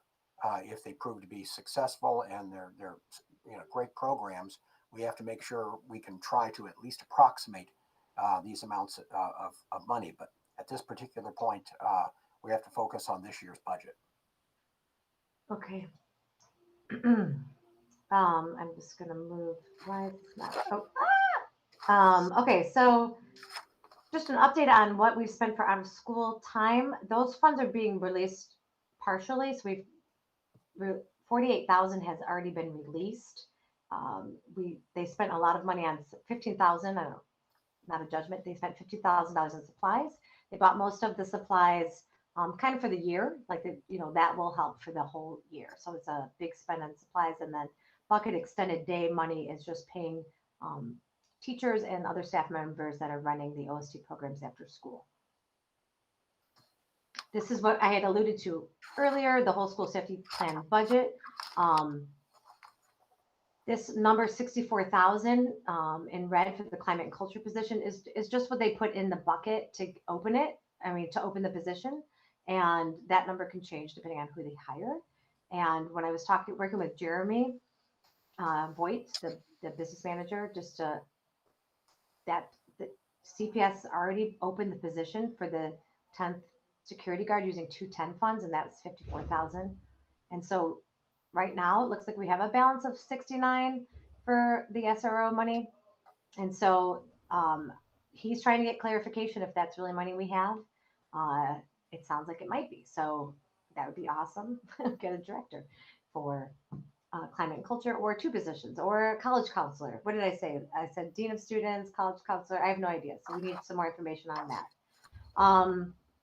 This is the amount that has been collected for fees as of October. Actually, inputting these numbers isn't as easy as just running a query. Mr. Voigt actually has to go through and look at different sources and add it all up. But as of October 7th, we've collected $452,000 of fees out of $839,000. But just so you know, this money could also be fees that were paid for previous years. So if everybody paid all their fees on time, including all their outstanding fees, that the number you take in could actually be greater than 839,000, even though it's not a typical. It's not typical. I didn't pull like what the departments have spent. It's just as a reminder of like what was budgeted for each department, and that the department budget subtotals 312,000. This is an update on the miscellaneous supplies updates. We were going to recoup approximately $33,000 from supplies because we had leftover supplies. So for example, paper, we didn't need to buy, there's no student handbook, so we don't need to do that. And then the Scantron sheets, we didn't need to buy any of those because we had inventory. Software updates, the column on the right is just explaining potentially that we've approved things and cut checks, but we're waiting for the SOPA. And then it shows what was paid. Special projects. So this is a good conversation that I think was started previously. For example, the translation services, test prep, tutoring, and college counseling. We've only paid $700 for translation thus far. It's because it's mostly overtime. He has to track it and then pull it out separately. It's not like those people are paid from he'll transfer that money to the money that he has to pay. So it's a little bit more complicated than this is, that he can just do a query and just get what he paid for translation. But I don't know if Dr. Pars has any more information. I know I've seen the emails we're getting are translated, so maybe this number has shifted since we made this presentation. I don't have any information on how the test prep or college counseling money is being allocated. I have not received that information. Dr. Powers, yes, go ahead. I can address a little bit with regard to the test prep. If, again, with regard to the funds that we have through moving forward together, that will probably, if everything goes the way we hope it will go, that will provide us with most of what we need with regard to supporting our juniors. What we're looking at right now is using the $25,000 in this regular budget line for additional test prep services, potentially to be used for our students. We do have our own SAT math prep program that is run by our own teachers in the new school year, or in the new year leading up to the SAT. So those funds could be utilized in that particular area. And anything that the OST is not able to do for the for homework support and so forth, for tutoring, if we have those funds that are not available, we could potentially use some of these funds as well. And that's how they were designated in the budget. Okay.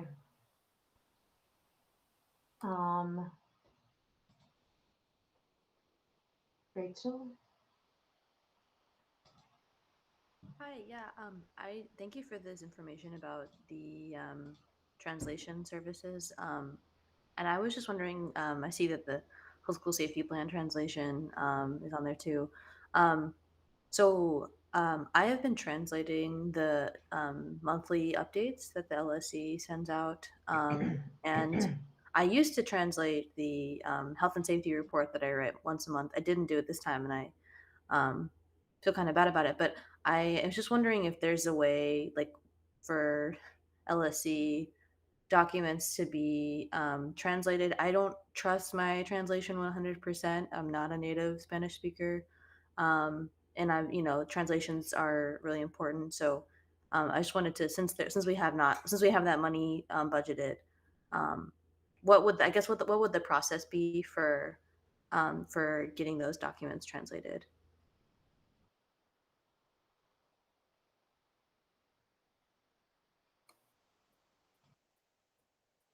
Is that directed to me? Yeah, I think so. I don't. I Anyone don't with an know. answer? I mean, if there's the LSC is not technically part of the school budget, and as a result, I'm not sure how that would be done. However, we can look into it, and what we're doing with regard to our newsletters and so forth are going out in English, Spanish, simplified Chinese, and in Polish, which are our primary languages that people on our records indicate. We can look into that and see if that's something that can be done also for the LSC, I guess the minutes and the other information. That is helpful to know, Dr. Powers. Thank you. Just in terms of the translation into Polish and simplified Mandarin and Spanish, who is doing those translations? Is that being done by someone in the school? Mr. Hilbrands would be best positioned to answer that, because he works with some of our staff members with regard to getting translations, and also some of it is generated through online translations that are then corrected or are identified. And I don't know if Troy can speak to that a little bit better than I can. Yeah, that's basically what we do. We also have Ms. Gonzalez Torres that translates the Spanish, and if she can't do it, Ms. Gamboa, who's one of our clerks, has also been translating.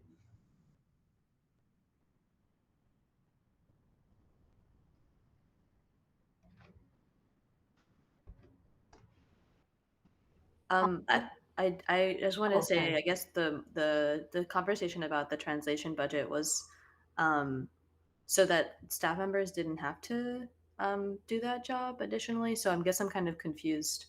It's great that these staff members are willing and available, but there is the money to use.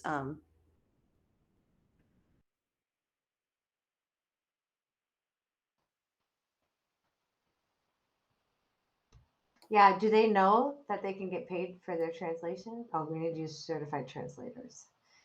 Okay. Why don't I, since we don't seem to have a definitive answer, work with Dr. Powers and figure out how we're, I don't know how we're getting translations done in the proper way and making sure that people are paid for, because we did budget the money. And then clarifying your question is, will we be able to translate LSC documents, or do we have to have our own LSC budget, and how other schools do that? So I'll write that in the notes.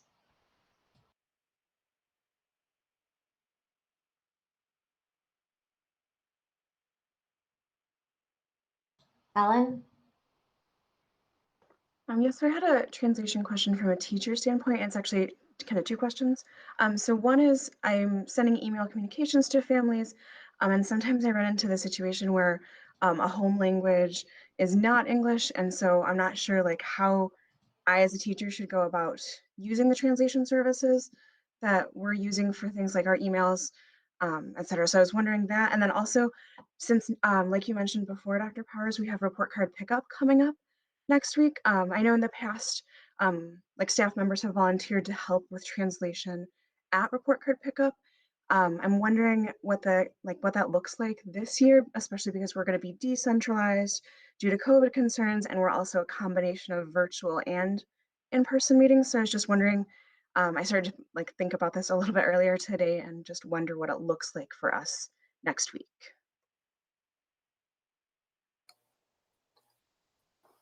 We'll check on that and get back to you on that. We've had several teachers contact us specifically because of individual cases they have with families. So we're trying to work with those people, both with some outside services and with existing staff to assist with that. And sorry to do a tangent, but when will signups go out for that? I thought they'd already gone out. I haven't gotten anything. Okay, well, I'm not sure. Okay. I'll have to check on that. Okay, thank you. Okay, back to budget. There's a question in the chat from Elaine. Okay. I got a lot of. Sorry, I could just read it. She's interested in the college counseling funds and how they're being used and the actual impact on students. Thanks, Cassie. No problem.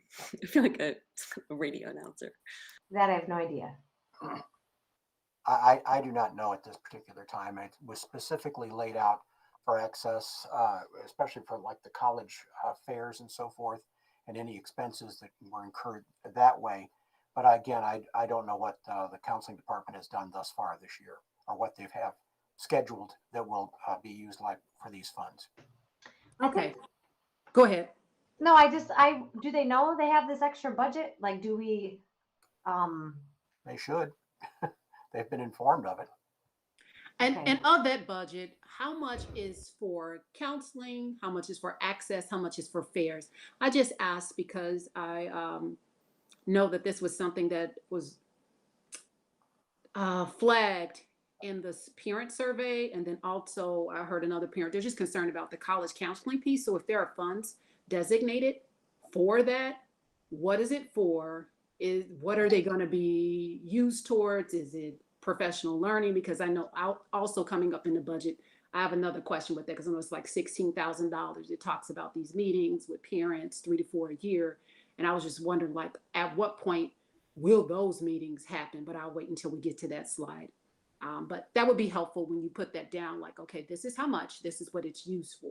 And that is, there's a through line related to the data of the school so that we can measure impact and improvement. Thank you. Okay, thank you. Yeah, no, Elaine, what you were talking about the moving forward together funds. I just put that slide back up. It says 16,000. Yeah.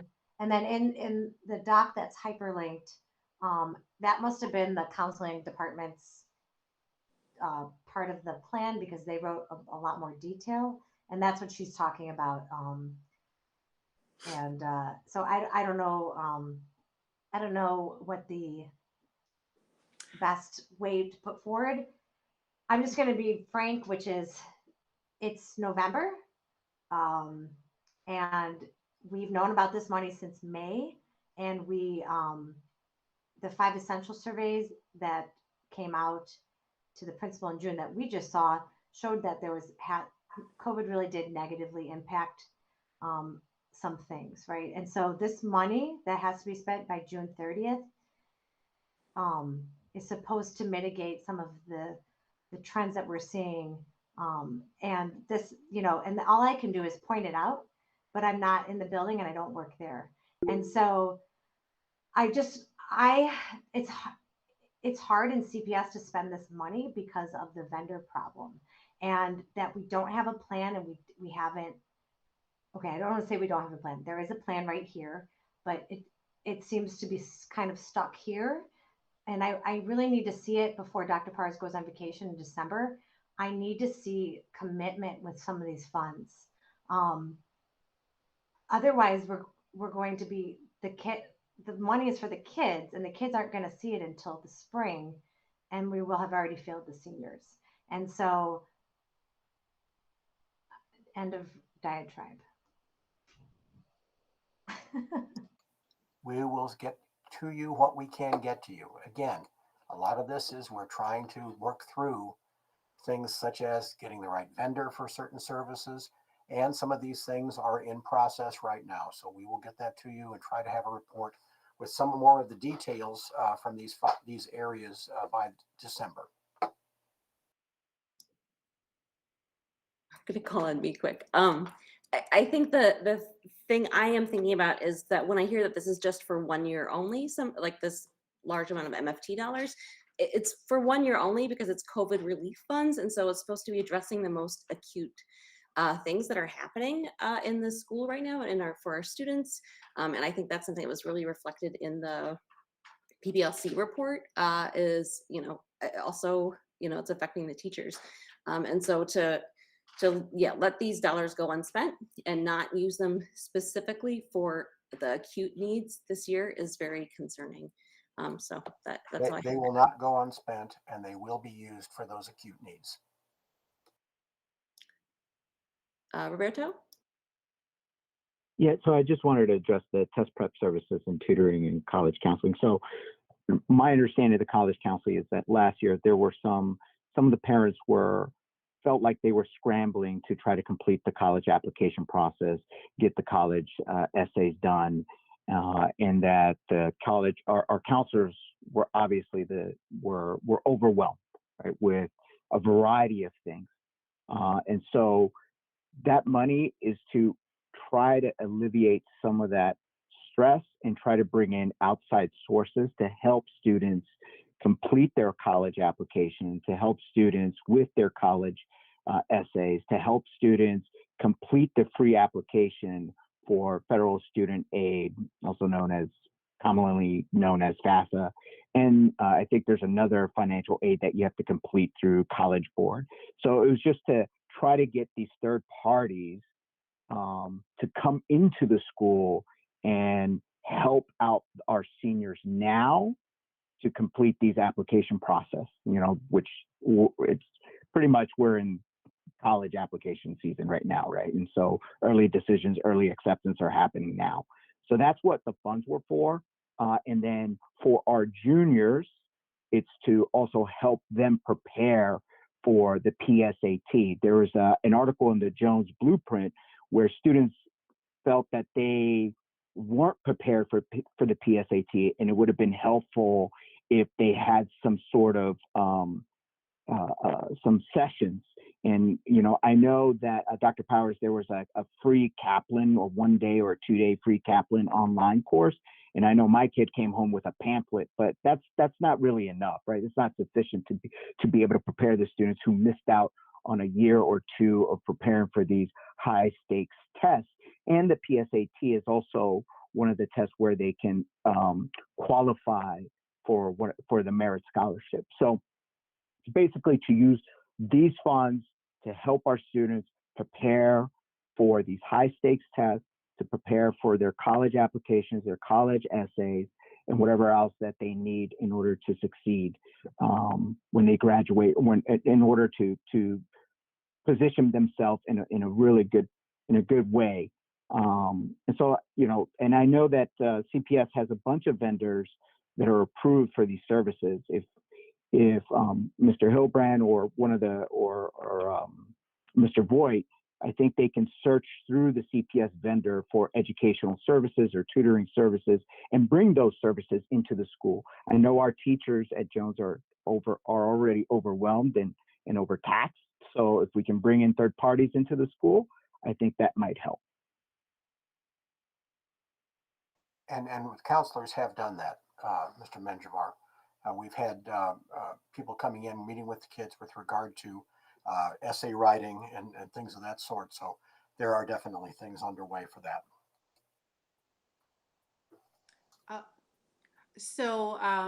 I'll try to make this very quick. So with those funds, thank you for the clarification, Roberto. I think that the key thing is timing, planning and timing. So it would have been helpful to have planned for this so that it would have been implemented beginning of the school year, because at present I have a junior and I'm not seeing any of that stuff. I'm on my hustle. I am her counselor. So I know that I'm always looking for resources, but honestly, I'm not seeing what I saw in the budget. So that's why I inquired. It says 3 to 4 sessions a year, which will be that $10,000 or such. And so my thought was, if you're going to have 3 to 4 sessions in this November, that we would have had something by now. And then in terms of the funds for to help with seniors, all of that stuff would have been helpful prior to now, because early decision, you're in a crunch now. You have like a couple of weeks or a month to get that done. And then as a parent of a junior, same thing with the PSAT. That prep would have been helpful, because as I stated, I think this might be each time I state this, that the juniors have not had those at-bats with the PSAT. So this was their first time. And I would just say, wanted to flag Dr. Powers with all due respect. I think the communication is sorely lacking with as it relates to what's happening for like junior parents. Like there's nothing going out beforehand to say, hey, this is what is happening. I've reached out to you and to other people to get information, but I think that a proactive approach would be beneficial for students and parents in advance, so they know. And what I would recommend is calendar it out, because these things happen every year. PSAT, SAT, college, all this is not new. So if you kind of calendar it out quarterly, monthly, that will help to plan your communication plan, resources, vendors, so that people can appropriately plan and the students will be prepared, because not that timeline was very short. I reached out to you and other people to find out about when the test date for PSAT, but that's a great opportunity for our scholars, for the merit scholar, if they had known. And then if there's money available, perhaps they could have done a test prep sessions. They have that. It could have been a couple of weeks prior to that could have covered that. So just, again, flagging that, always available to have side conversation, but I would say timing, and we are at November. So that $10,000, $16,000, at what point will that actually be utilized where it actually benefits the students this year? So we can get a push on that. That will be helpful. Thanks so much.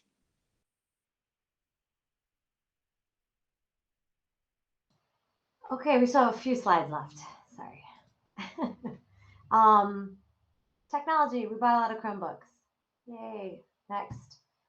We bought some textbooks. And we used some re-engagement funds for homecoming. And this is just an update on the gifts, grants, and donations. That Dr. Powers and Mr. Voigt are required to report to utilizing Oracle gifts, grants, and donations. And this is what we got this year: $77,000 for Freshman Connection, boys baseball. We Pay, I guess, is a fundraiser. I'm not sure. Graphic Edge is, I think, also another fundraiser where you sell clothing. And then if it's various grants, they're linked there, so you can go and read the different pages. So that's my last slide.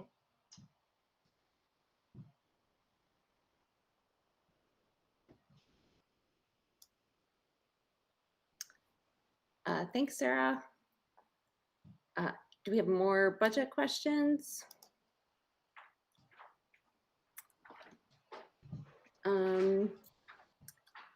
How about, Mr. Mitchell, do you want to do your equity initiative report now? And then I think we'll do a little break before the other reports.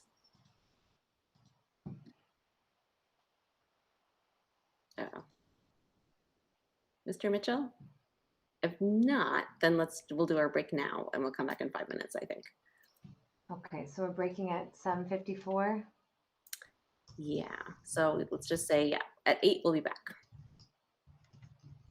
And okay, see you guys in 5 minutes-ish.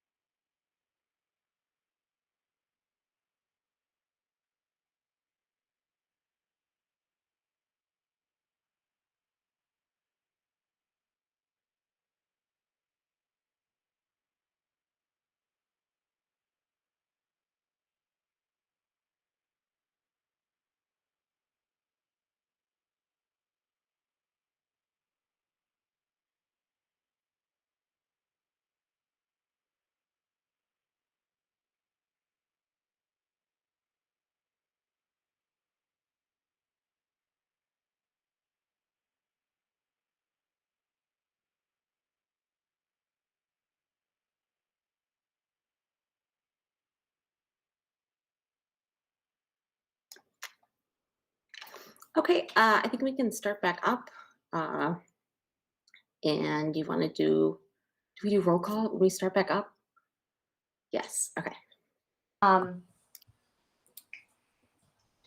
people ready? Sorry, I was just answering some stuff in the chat. Hi, Andrade, Here. Bowman, Here. Bugs, Present. Serna Prado, Present. Cresswell, Here. Hilbrands, Present. Land, Here. Mana Hoppenworth, Here. Ma, here, Martinsek, Here. Menjivar, Here. Powers. Maybe he's still out. Zen. Here. Okay. Okay. The first thing we have on the report agenda is the Equity Initiative report. So if Mr. Mitchell is with us, he can start and go right ahead. Good evening, everyone. Due to the interest of time, I prefer not to read through the report. If there are any additional questions, I can take this time to field some of those.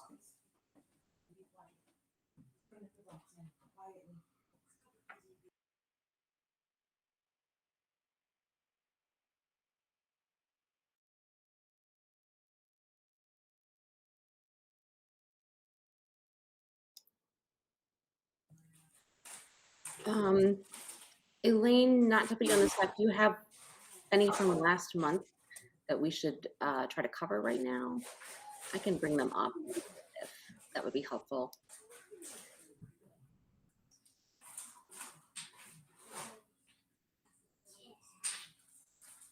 So Cassie, yes, those were from last month, and they was for in response to Dr. Powers' presentation, and not necessarily to these, but I'll see if I can pull them up and see if there's any relevance. I had to leave the meeting early, so I wasn't certain whether or not any of those things were unearthed.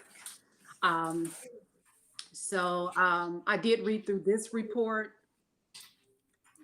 There is one addition. I'm sorry to interrupt, Ms. Bugs. The Black Coalition reached out via email a couple days ago, requesting just a check-in meeting with administration, and we're scheduled to meet with them on November 16th. So just wanted to put that out there as relates to priority 3 and the trying to be in communication with student groups and that piece. So it's relevant to the report in that regard. The other question or the other thing I would have updated kind of came out in the state of the school address as related to the culture and climate coordinating position. So we've, I feel like, adequately addressed that as well. So if there are no other questions, then that is the report that's submitted. Sarah? Yeah, I just have one question. We never really talked about the reporting form.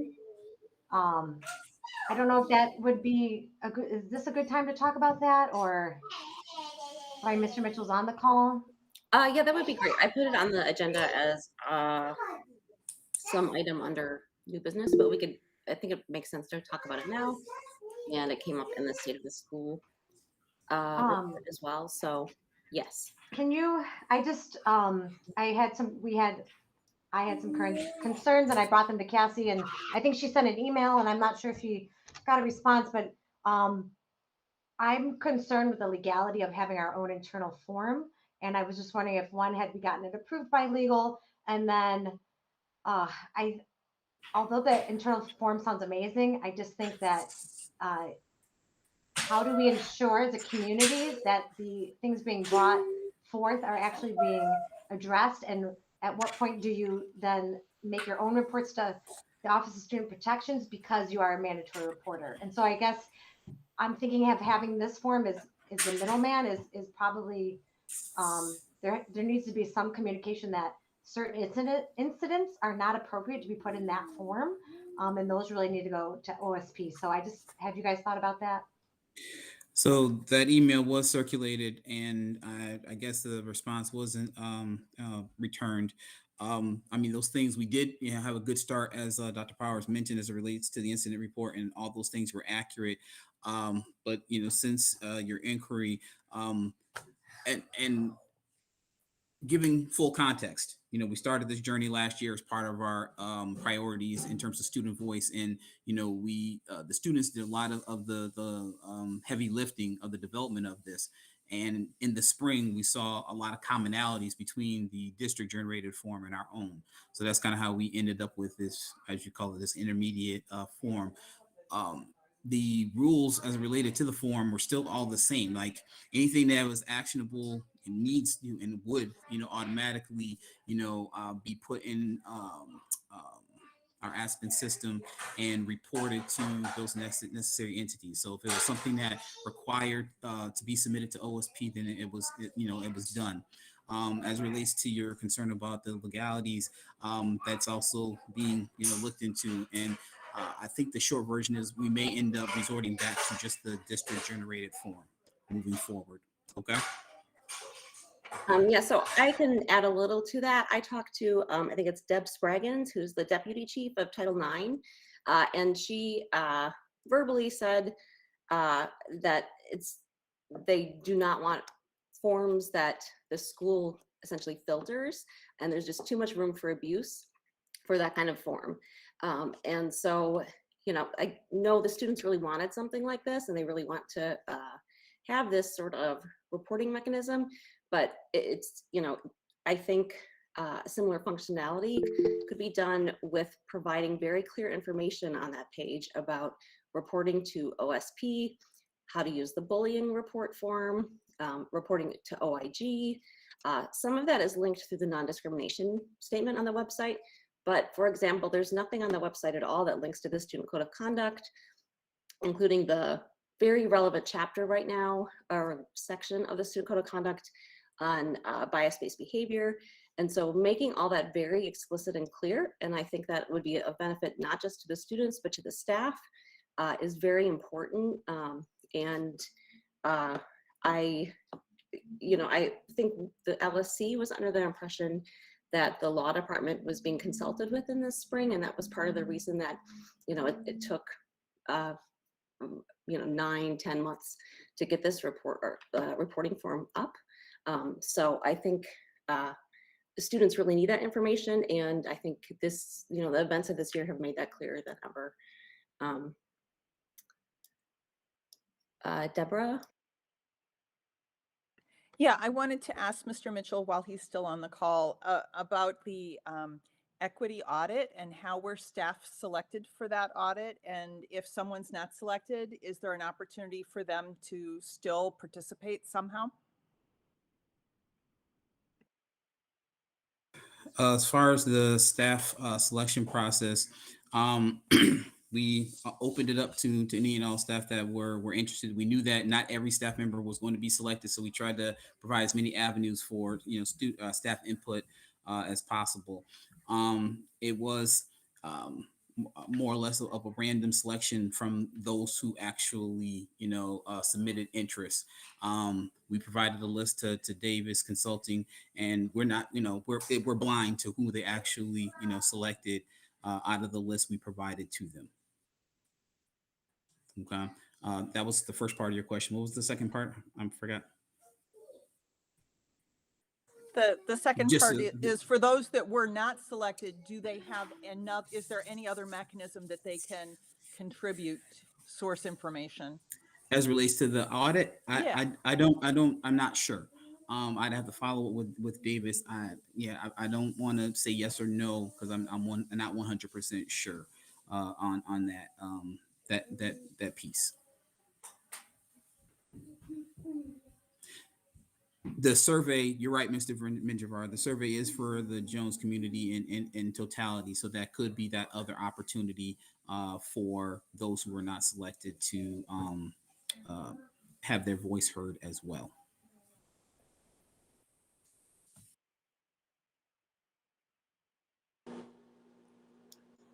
So Dr. Mitchell, Mr. Mitchell and Dr. Powers, my questions were related to last month we were talking about the cultural response of instructions. And so I think it came out of she talked about it in the CIWP and then the principal's report. I wondered, what type of measures are in place from progress monitoring, and even implementation? Like, do you have like a plan for that where we know that by November 30th, everyone will be implementing this?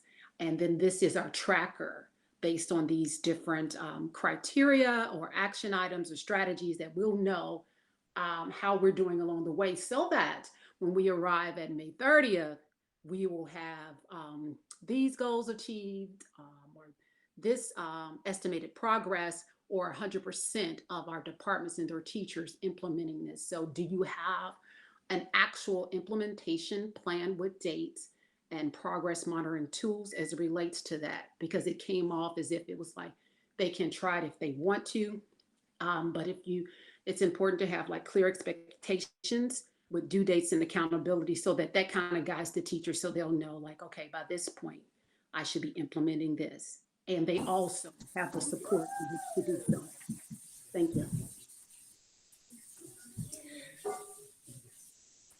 The simple answer to your list of questions there would be no, or not yet would be a more fair assessment, or a more fair accurate answer. Some of the and if you're referring to the work with Davis, is that correct, Ms. Buggs? Yes, that and the information that was in the principal report to that. Thank you. Yeah, no. I just want to make sure I'm speaking on the right thing. So as it relates to like this latter half of the work that we've been working with Davis, and some of the instructional or some of the strategies that have been shared, we had not put a hard line implementation plan in place just yet, because there was still the learning curve. Rather than and this is maybe a different philosophy, because you shared kind of your suggestions in terms of approach with this, in terms of they learned one strategy or one suggestion was made in September, and then holding the teachers accountable for trying that one example in September.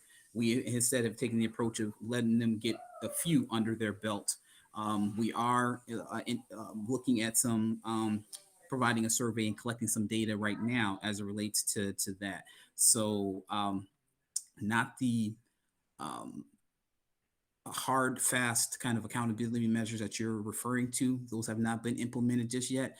But I feel like with the work that we're doing with Davis, and per the meeting that I had with EOS last week in regards to the supports that would come after the next pathways report from them, there's going to be some opportunities to dovetail that work from Davis, some work with EOS, and then at that point in time, I think more accountability measures, the things that you're looking for, can be implemented. Thank you, Mr. Mitchell. We always appreciate you sharing and joining us. I would just say, I'm wondering, is Davis actually doing coaching with you all as administrators, so that you know how to support this work in terms of observational data and supporting teachers? Because it's two-pronged. You work with teachers, but it's also, you all have to be coached up as well. So I'll leave it alone, you guys.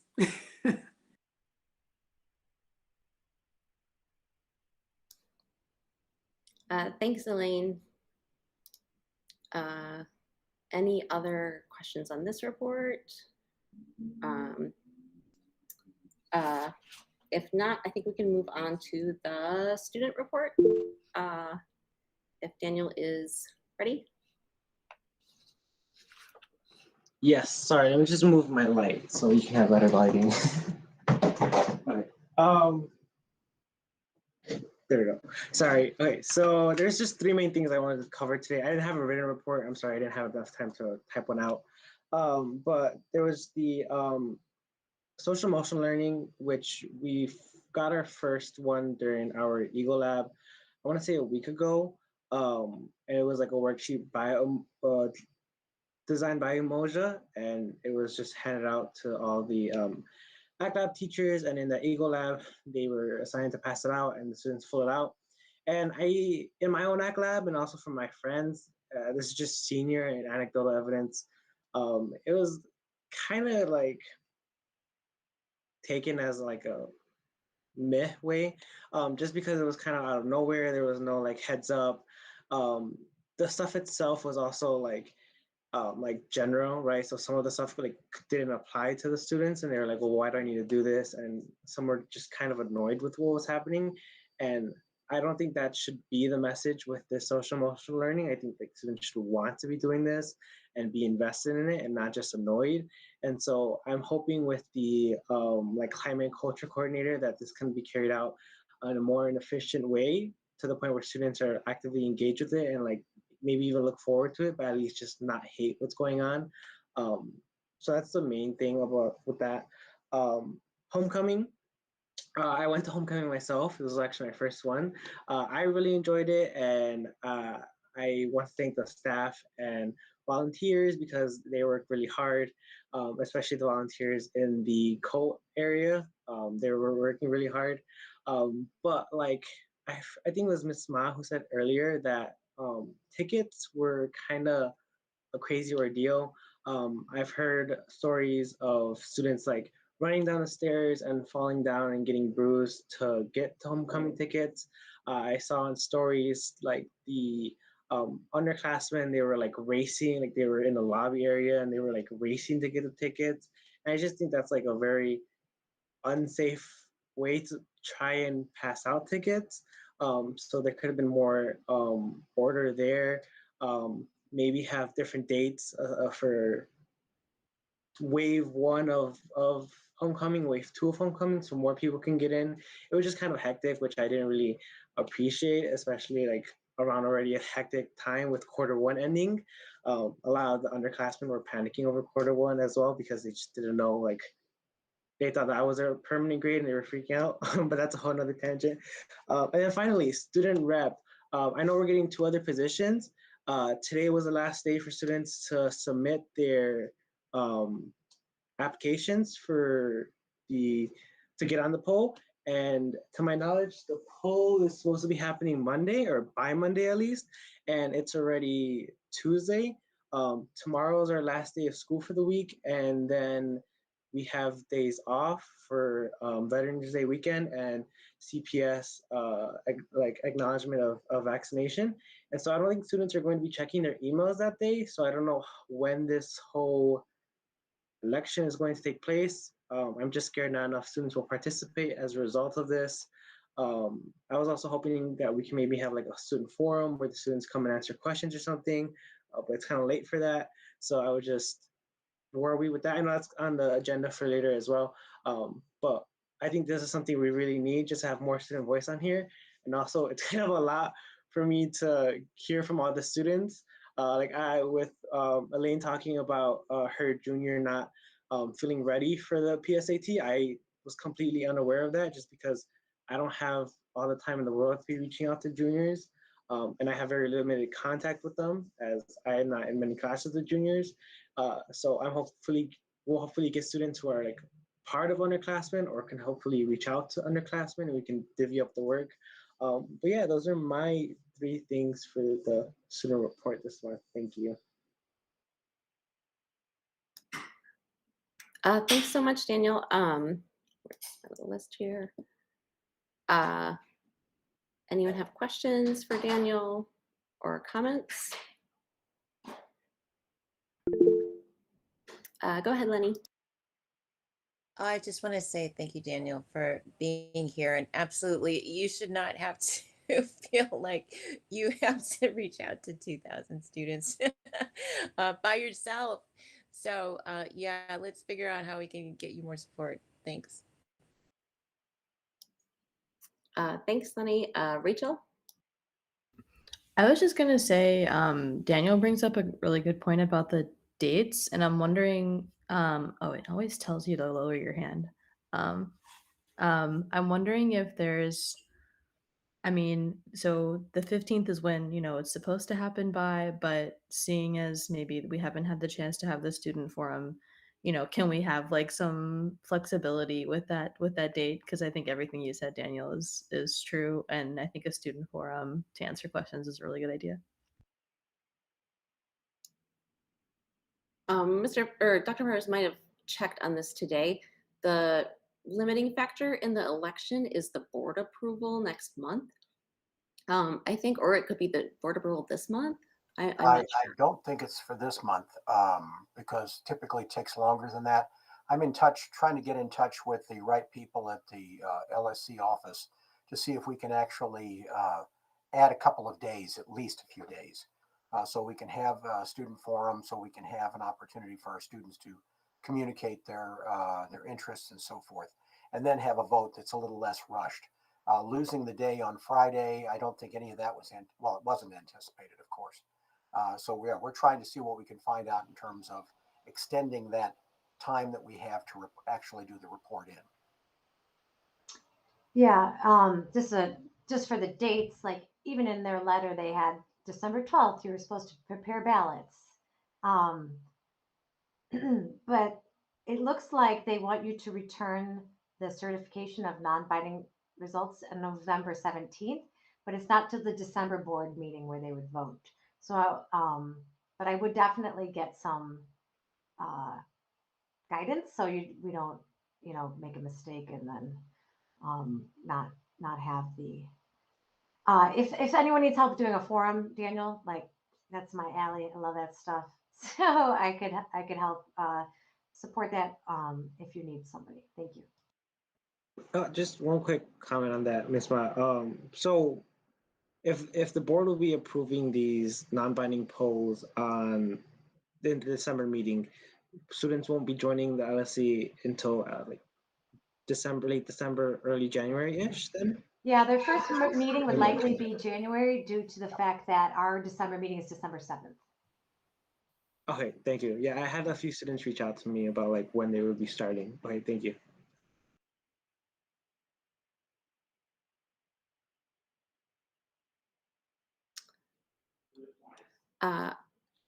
Okay, let's see here. I think we can fit this, like the PPLC report in like, you guys think like 10-ish minutes or something, right? Okay, perfect. Yes, that would be great. Okay. Just figuring out some time because we have some extra people for the fundraising approvals for Friends of Jones, and we were going to stick them all together with the report. So Ellen and Kim, want to take it away? Let me know what you want me to share, Ellen. I think nothing needs to be screen shared at this time. So I think all of the documents are available in the public folder. So thank you. So the PPLC met with members of the teaching staff on October 25th to discuss issues and concerns. Then we met with the administration on November 2nd to follow up on these items. As a result of these meetings, we've got both some new topics to bring up tonight and also a few follow-ups and items that were included in our report from the October meeting. At the staff meeting, the first concern that was raised was regarding the disparity in staffing and upkeep across the two buildings, so the North Building and the more recently built South Building, which affects the culture and climate of the school community, especially given that teachers are largely siloed in one building or the other based on the department that they teach in. The specific asks that PPLC brought to the administrative team to address this issue are as follows. So first, to have professional development meetings in both buildings when possible, given COVID guidelines. Second, to ensure that security and custodial staff are equally present with comparable workloads in both buildings. Third, for repairs, especially to temperature controls and systems to occur with the same timeliness in both buildings. And fourth, for transparency about how capital decisions are made for repairs in the two buildings. So the administrative team responded and said that they would share updates on both staffing and maintenance in the upcoming Eagle Flight staff email communication. So we have received some of that since then. And I think there's ongoing updates that will occur. Additionally, staff requested another method for organizing club promotion rather than whole staff emails that request that teachers post information on Google Classroom, as these announcements can clutter the stream. A few suggestions from staff to address this issue include a specific Google Classroom for all club information, or that club information only be posted to ACLAB Google Classrooms. And the administrative team will consider these alternatives for communicating about clubs and events. And then finally, at the staff meeting on October 25th, staff requested transparency around the Davis Squared racial equity audit interview process, including the selection of interviewees. So the PPLC is requesting an all-staff update about this process, including next steps. The administrative team stated that they plan to communicate updates in the near future and also survey teachers about the instructional impacts that Davis Squared training has had so far.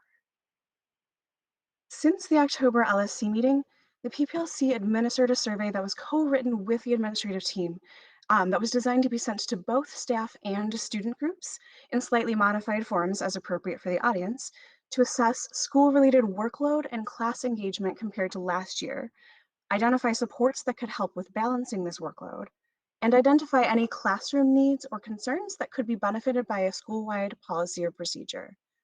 The teacher survey was sent on October 15th, and the student survey was sent on November 3rd. The PPLC has shared the staff survey results with the administrative team and the LSC, and we will be sharing them with the teaching staff shortly. Of the 75 responses that we received, 50 or 2/3 of respondents stated that their school-related workload is significantly more than last year. An additional 14 responses stated that their school-related workload is slightly more than last year, and 8 responses stated that their workload is comparable. The remaining 3 responses were not applicable, and there were no respondents who said their workload was less this year compared to last year. Out of the supports that were listed in the survey that could potentially help with balancing this workload, the most common response, which was selected by 77% of respondents, was that having more ACLAB time in place of Thursday SEL lessons would be the most helpful in balancing this workload. The survey also asked staff members about the level of engagement in classes this year compared to last year. 49 respondents, which is 65%, said that engagement is significantly more than last year.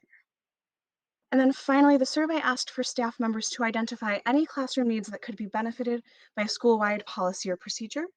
The PPLC created an action tracker for these specific concerns, as well as asks or suggestions that teachers provided to address them, so that the administrative team can provide responses and updates on each separate item. We look forward to updates on these items from the administrative team in the coming weeks.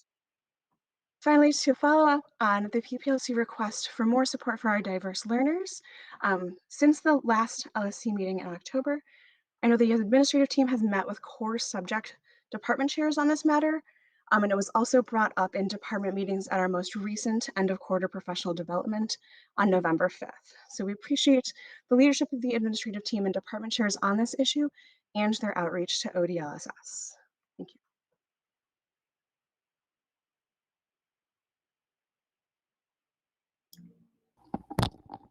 Thanks so much, Ellen and Kim. Do we have questions for them?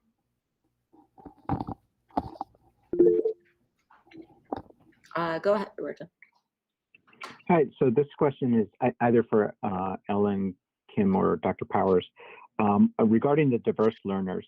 So I was speaking to, and I don't know if this is what you were alluding to, Ellen, but I was speaking to one of the diverse learner teachers, and they seem to be a little bit overwhelmed. And part of that is because of the increase of number of students that are coming in with IEPs. And they're trying to figure out like how can they help and accommodate the students with the increasing number of students that they've received this year. And I'm trying to figure out like, is there something, Dr. Powers, that the school can do? I think Ellen mentioned you've contacted the Office of Diverse Learners Student Support Services, but is there something that we can do in the internal budget, either to hire an additional support staff to help with the diverse learner class or cluster program?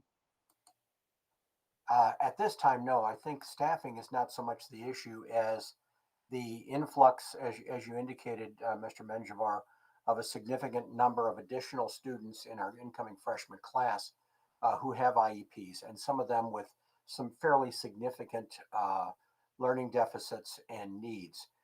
It's a matter of getting to know those kids, making sure their IEPs are aligned properly with high school, because we inherit the IEPs from the elementary schools. And sometimes those, of course, they have to be reviewed on a regular basis.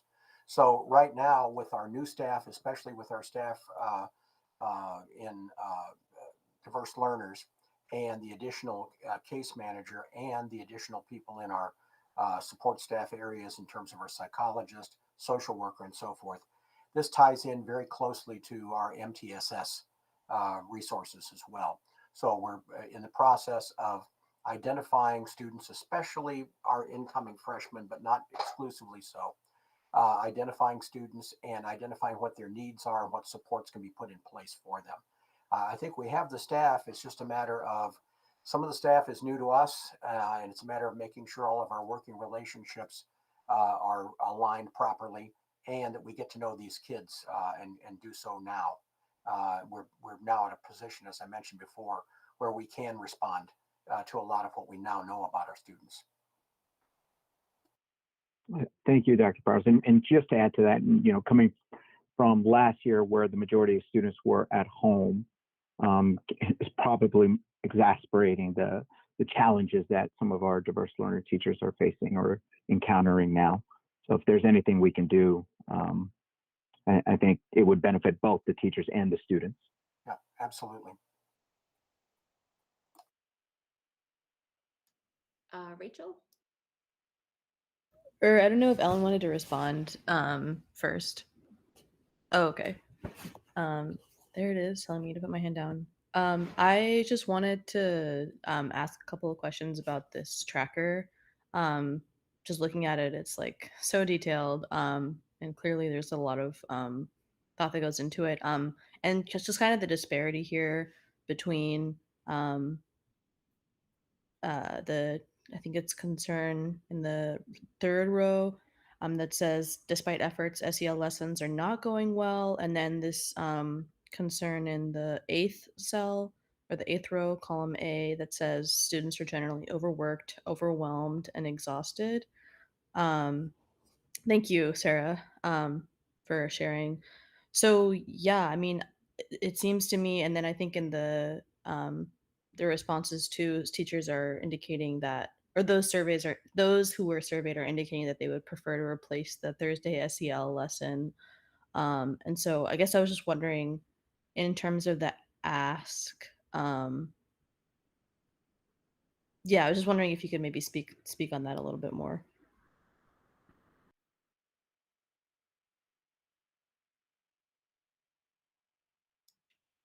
Go ahead, Ellen or Kim. For sure. So Rachel, I can somewhat answer your question, I think. And then I also wanted to address the question about ODLSS and the staffing issue that is also present. So I think regarding the Thursday SEL lessons and that the feeling that missing out on that academic lab time is providing additional stress to our students. We're also, because the survey was sent to students as well, we're helping to get their perspective also to help clarify that narrative. Unfortunately, that was just sent a few days ago because I think there's a miscommunication about like who is sending that, but I think now we have sent it and we're going to send some reminders, I believe, partnering with the Student Government Association to help like spread that message, hopefully, to get more student responses. So this is like, as you had mentioned, Rachel, this is like the teacher standpoint, but also getting that student voice is, I think, really important to give us that clear picture. So I don't know if that completely answered your question, Rachel. I mean, it does. I guess I just wanted to point out something that Daniel said as well, which is that the response was like, I think Daniel's word was like meh or something like this. But then in the ask and the tracker that you made is like more time to put into the SEL lessons, but then also the majority of survey respondents said that their workload is greater than it was in previous years. So I guess I just wanted to make a comment. I don't think it's a question directly to the PPLC. Totally got you. Yeah, I think there's the time to prepare those lessons so that they are fully fledged and like applicable to our students, as Daniel had mentioned. That requires some preparation work on the part of teachers. That's a little bit different from the time for implementation, which is what's occurring during what had been office hour time. So that I totally agree with the comment. It's not necessarily a question that can be resolved right now. And then the other thing that I had raised my hand about, so Roberto, you had asked about our IES population and what the concerns are. I think there are some concerns about staffing as well, because we may have students who don't necessarily currently have like minutes in all of their classes written into their IEPs, but they may need those supports. And so we're in the process of trying to identify situations like that, which would potentially require additional staffing. I know staffing for IAS is very like CPS central. And so that's one of the reasons why that partnership is occurring right now, is to try to advocate for additional staffing to provide those in-class supports for students who may not currently have that as part of their plan, but it might be a need that we can identify and then resolve. So I'm not sure, again, I just wanted to like add that to Dr. Powers' response earlier.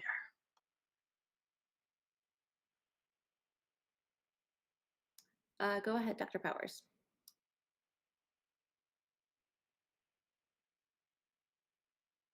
You're muted.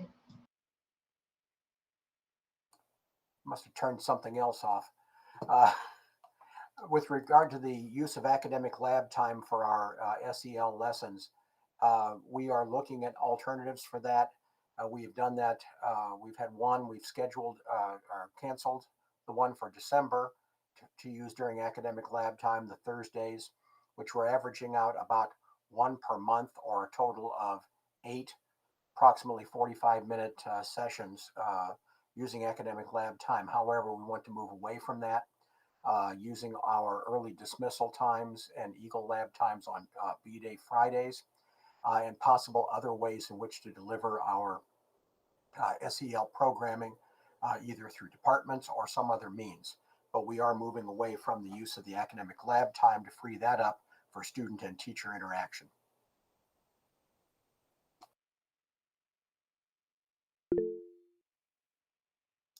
Go ahead, Daniel. One quick thing, you were talking about implementing it in like departmental like instruction time, Dr. Powers. I just wanted to throw an idea out there. Maybe I know that a lot of these, like at least for the last Umoja one, was a hefty amount of writing, not like a ton, but it was more writing than just, you know, like maybe even journaling. Probably this can be implemented into like writing or English courses as like journaling time or something like that. I think that's like the most adequate subject from all of them, especially because I know that there is some classes where it's a creative writing that especially they could be using it. I don't know, I think I journal as well. I think journaling is a good thing, especially with social emotional learning. So there's just an idea.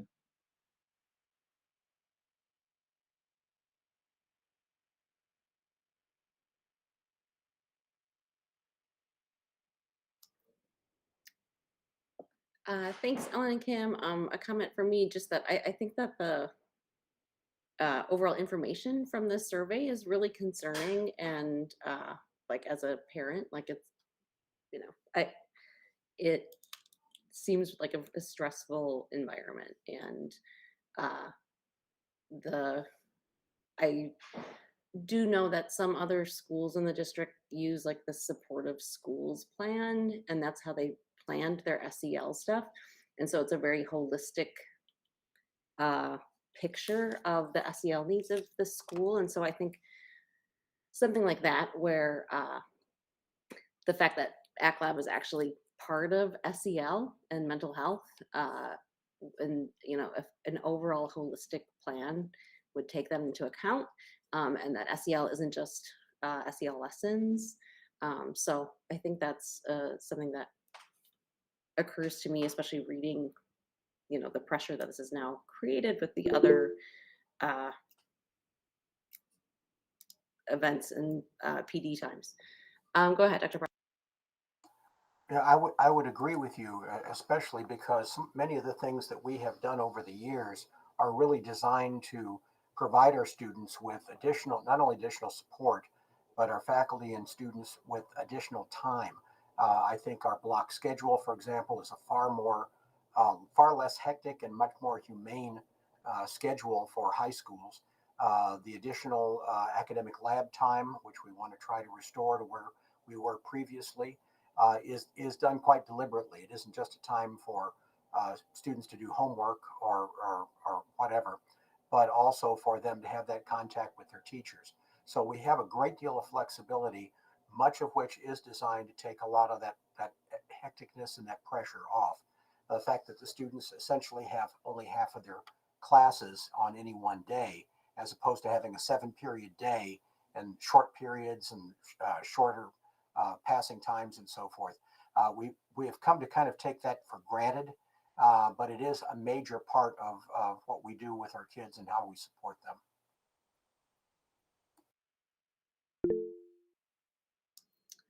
Okay, thanks, PPLC. Oh, go ahead, Ellen, sorry. Sorry, just to kind of round it out. So, Dr. Powers, I just want to clarify that I heard you correctly.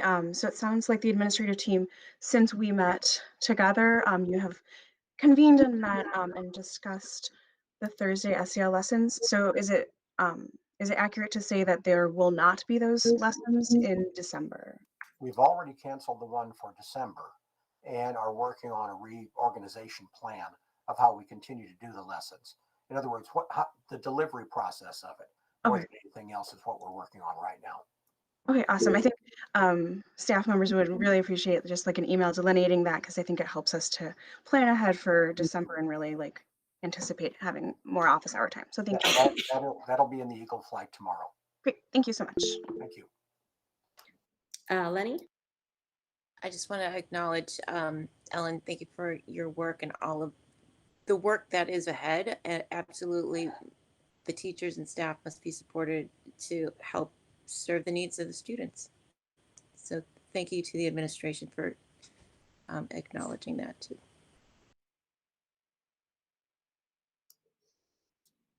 Okay, the next report we're going to do is Friends of Jones report, and then council members will also cover the fundraiser approvals that are on the agenda down under 7E3. And I think Michelle is here. Yep, I am. So Raquel had a personal commitment tonight, so I am speaking on her behalf and on behalf of the whole board. So she submitted a report, so I'm not going to go over it in detail, but I will highlight a couple things. The 5K was very successful, even though it was very rainy. So we had about 250 registrations before the day, and we had additional people join the day. And I think everyone had fun, including the impromptu singing by the orchestra, because they could not play their instruments, obviously, while it was raining. So thank you, everyone who came out and supported, either planned to come out and didn't come out and still supported, or those that did come out and support. Dr. Powers and Mr. Mitchell were great MCs and kicked off the race, and I think everyone had a good time. You all should have gotten a notification about a mediated conversation. We have learned some additional facts about some fundraising restrictions, or maybe some loosening of some of the restrictions. So rather than us get in a bunch of email, we decided to have a mediated conversation between LSC, FOJ, and Dr. Powers with the Office of LSC Relations and a CPS legal counsel, so that we can all ask our questions. The person who's organizing that is on the legal counsel, and she is on a leave until after Thanksgiving. So this meeting won't happen until December. But anyone who would like to attend to that, they have opened that up. We also submitted a list of the grants that we've done. I won't go over those. Key dates, next week, we are doing our second tea with Torres at 4:30, the day of the faculty teacher visits. Again, that is when we present updates and things from the school through Ms. Torres. So she will be addressing parents in the native language, so Spanish, so that people can feel connected. And then our next board meeting is on the 9th of December. So those are our highlights. Any questions on that before I present the proposals?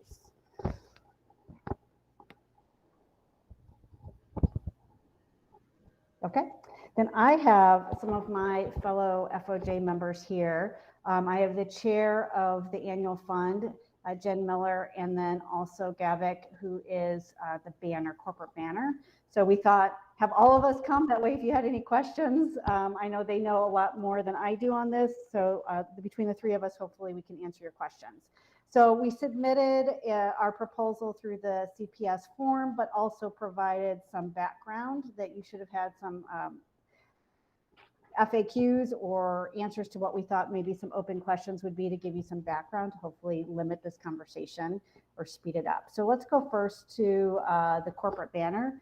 Gavik is the chair of that. I will walk through briefly and then he can answer, and we can open up for questions and he can answer for you. So the corporate banners are those banners that are around the school. You have probably seen them hanging on the light posts.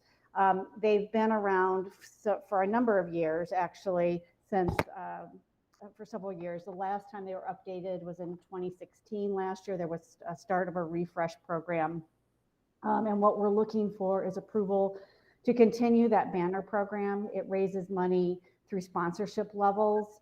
We did some analysis though and have reduced the cost of the sponsorship level in half from what we previously were doing. Our hope will be that we'll be able to generate more interest.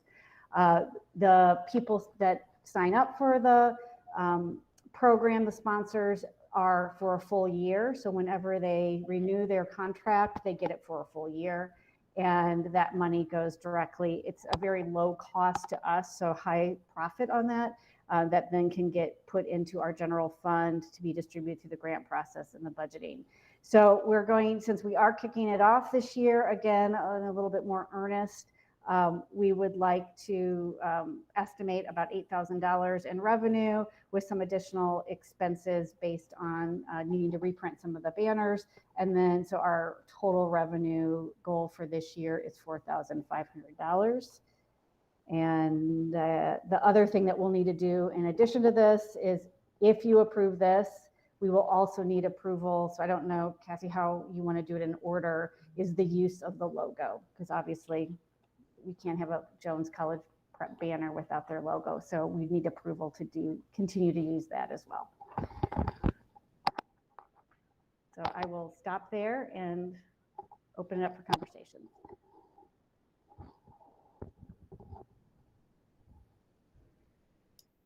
Yeah, I think my understanding is that it's kind of one thing, like you're using the logo, the name, whatever, the eagle. So as long as, like, if the underlying assumption is for us to do this program, it allows the use of that, that's fine. If we need to do a second. Okay.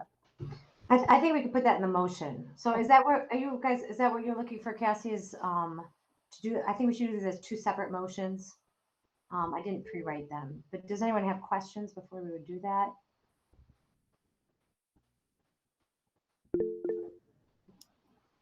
Roberto? Hi, Michelle and FOJ friends.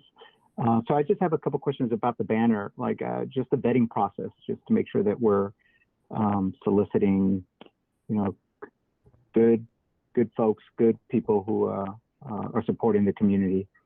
And then I just want to make sure that the one thing I personally that I have like conflicts or questions about is like when all of a sudden you're soliciting for corporate sponsorship, they want their logo bigger than the school. And I think the point here is to make sure that they're serving the Jones school community.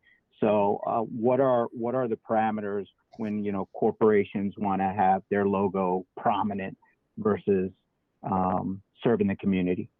So I'll turn it over to Gavik to talk about the solicitation, but in the answer, the FAQs, the overview of the program, you can see a schematic of what the banner looks like, and there's actually limited real estate space for corporate logos, so you can see the proportion of what goes into that space.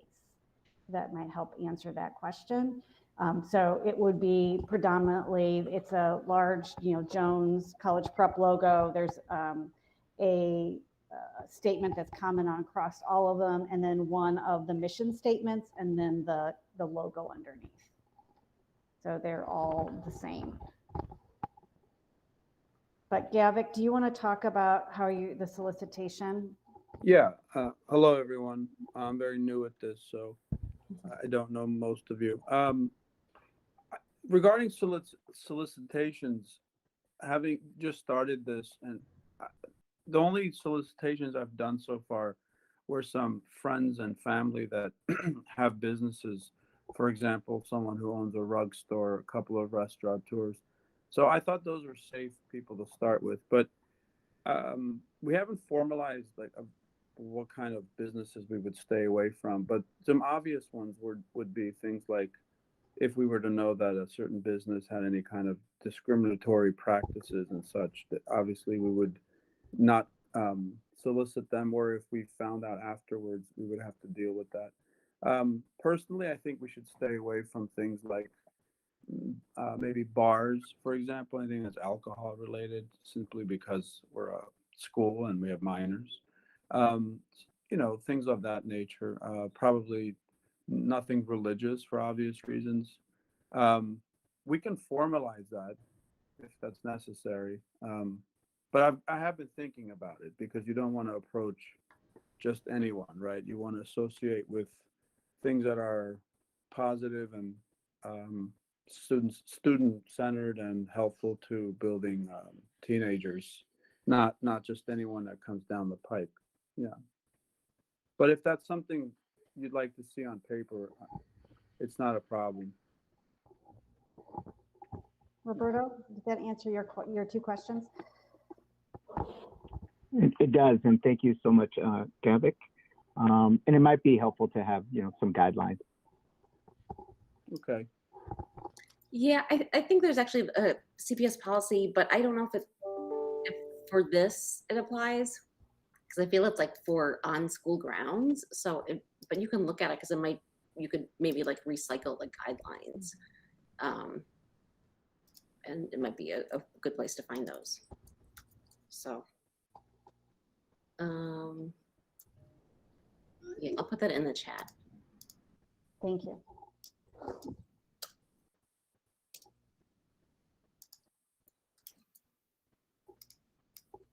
Any other questions? Oops. Sorry.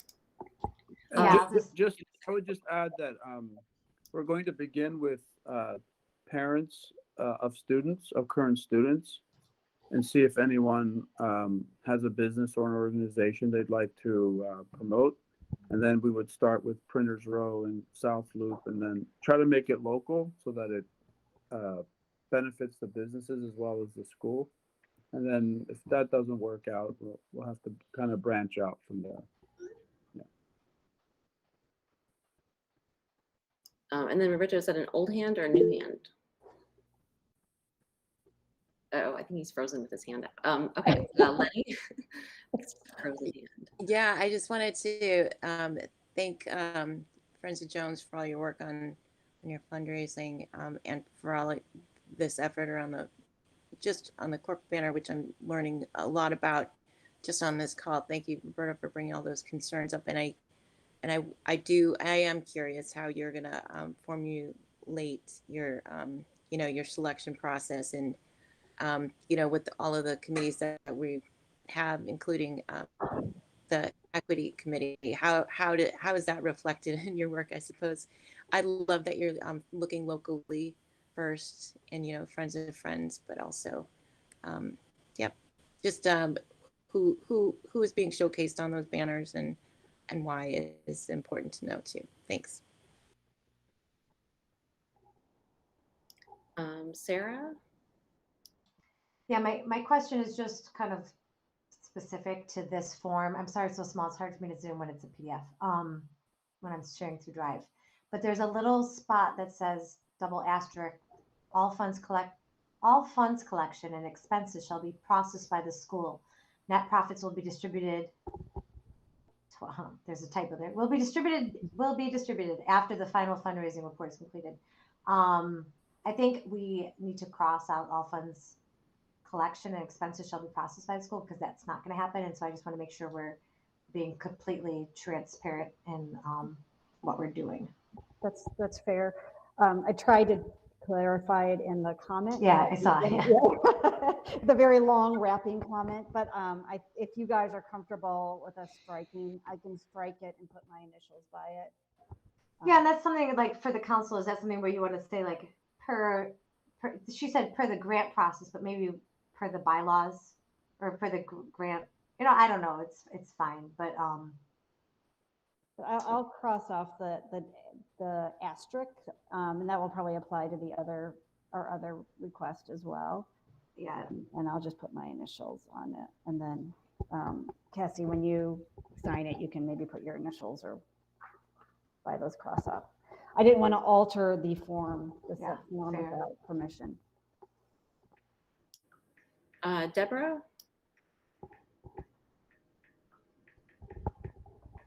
Oops, I'm muted too. Deborah, you're muted. Unmute. You're muted. Muted. I'm sorry, I forgot.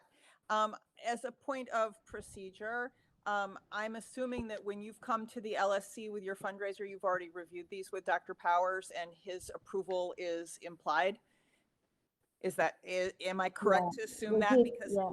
Because on the LSC I was on before, the LSC only considered fundraisers from any part of the school community, whether it was the friends of our school or whether it was an internal fundraiser, with at least the implied pre-signature of the principal. So I'm assuming, Dr. Powers, you've agreed, right? That is correct.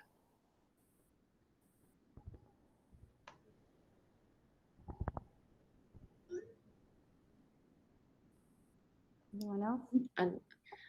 So I think mine kind of question or whatever applies to both of them. I would like to see in the motion that we get, especially because these are continuous-ish, you know, or they're like ongoing fundraisers for a while. In the monthly reports, getting an update on how much you've raised, and then also getting the update on what has been allocated with the grant process. And I think we've been getting some of that, but we don't have the numbers. Yeah, we agreed that we were not going to publish numbers in this format. We were going to do it through our FOJ because we announced the numbers in our meetings. So we had talking about impact at this meeting and the grants that were distributed. So we've done that in our reports. Okay, so we definitely, like, those do need to be reported to the district. So this is more of a thing for Dr. Powers, that CPS policy says that any gifts, grants, and donations need to be reported. And so to the CFO. So, you know, basically getting those, that seems to be, you know, that's something we've asked Mr. Voigt for, but he says it's not his responsibility. So I don't really know whose responsibility it is. So I would like to see those every month. Whether they are in a folder or whatever, but I think that's really important for transparency. Yeah, and they do appear as cash receipts, like the ones that Sarah posted. But yes, Deborah, do you want to go ahead? Yeah, I have one more procedural question. What I'm used to seeing from the Friends of organization at the school I came from, in addition to the approval process, then there's another form that you follow up when the fundraiser is completed to report on what the actual outcome was. The approval process starts with the anticipated revenues, and then what the final revenues were is a separate CPS form, and that's part of the policy. And so I would really be looking, I think I see Sarah nodding her head too. This is something that is normal in all fundraisers, and that I think in order to be compliant with the CPS process, we need to plan for that. So we'd like to see the finished report of this is what we said we were going to do, and this is what we did, because that's the normal CPS policy. So to clarify, Cassie, in the motion, do you still want a monthly update, or are you comfortable with just the final update for the form?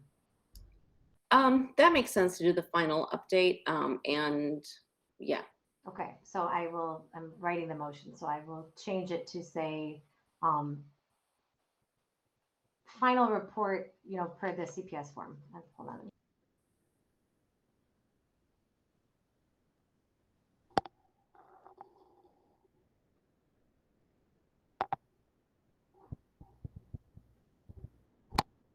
Is there an official name for that? Reconciliation? Like, on my brain is kind of, is there like at the end of the fundraiser, is there a good word for that? I don't remember what the form exactly, what the header is, but you Okay. can call it a reconciliation. We all know what that is. Okay. Okay. So I will say, and I have no problem reporting out, and as we do, and even in our minutes, reporting out the results of fundraisers.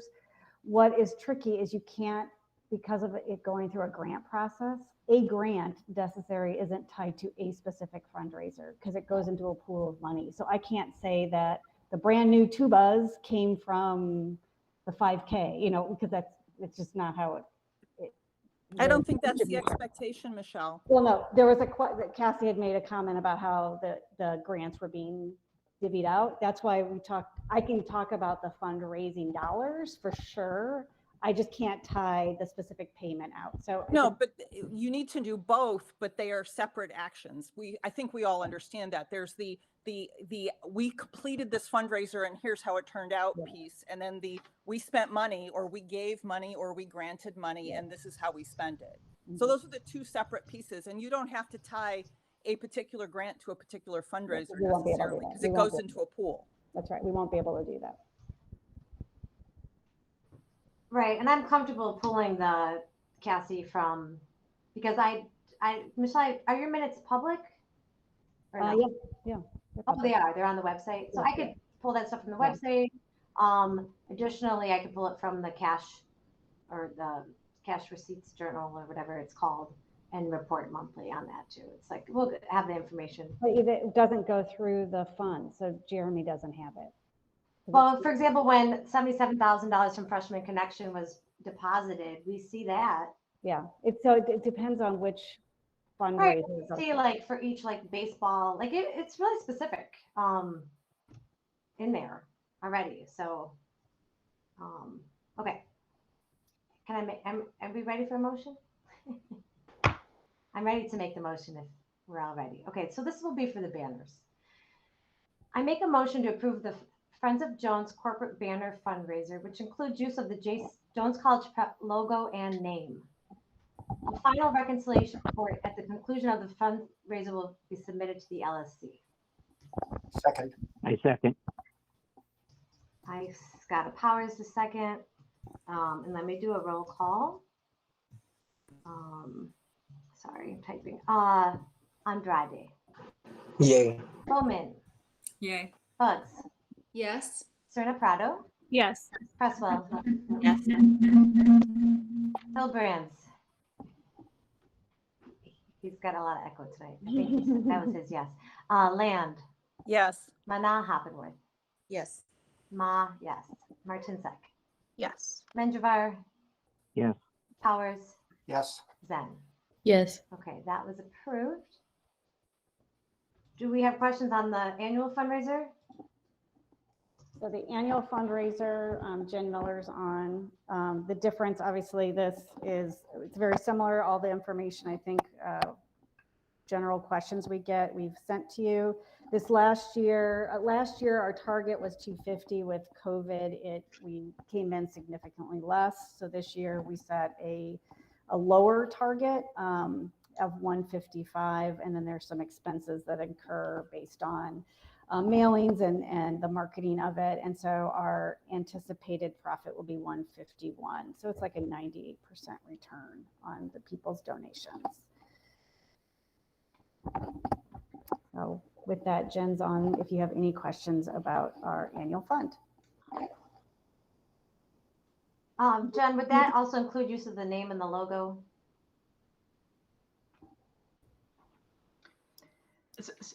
Sarah, was that directed at me? I'm sorry. Yeah, I'm sorry. Yeah. What does it include? The Friends of Jones Well, you need logo? to use the Jones College Prep logo and name in your fundraising materials. I believe we have. Okay, that's fine. I'm just making sure we include it in the motion. Yes, Thank you. I believe we did that last year, and we're planning on doing that again. So this is our main fundraiser of the year, and this is where we get the majority of our funds from, that we then turn around and give out for grant purposes. So this is an extremely important piece for us. This is the second year I've done it, and it's a wonderful service, I think, that, this exists. And this is not the same thing as the party, like the big. No, spring this is fun. Okay. completely different.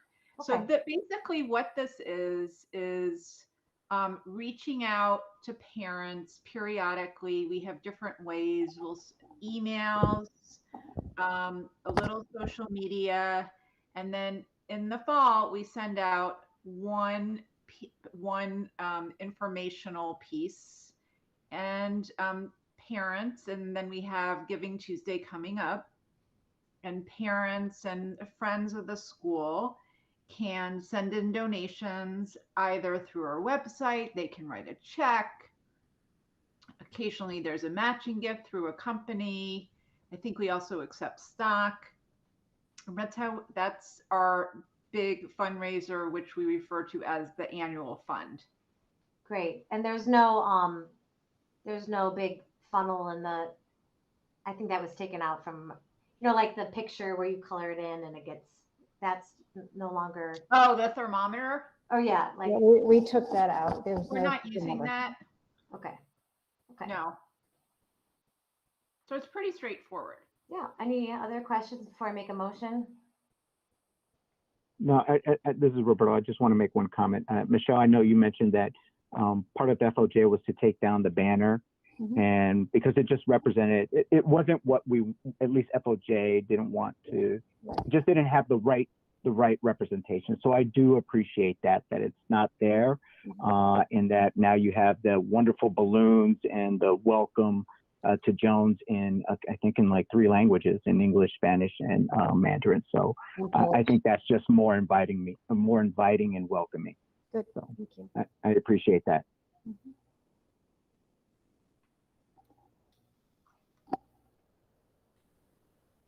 I do have to say the balloons won't be there every day for the rest of the year. Everyone's getting tired of the balloons, but those were given basically to us at cost by a freshman parent who does that as a side. And the cost, if we would have purchased those, would have been astronomical, and she gave it to us at cost. So we're very, very fortunate to have her donate that. Okay. I'm going to make a motion to approve the Friends of Joan annual fund fundraiser,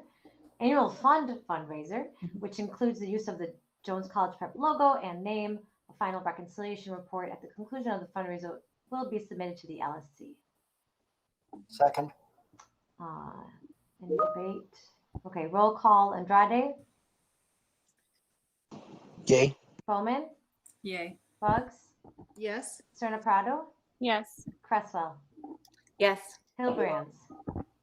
Yay. Land? Yes. Mana Hoppenworth? Yes. Ma? Yes. Martinsek? Yes. Menjivar? Yes.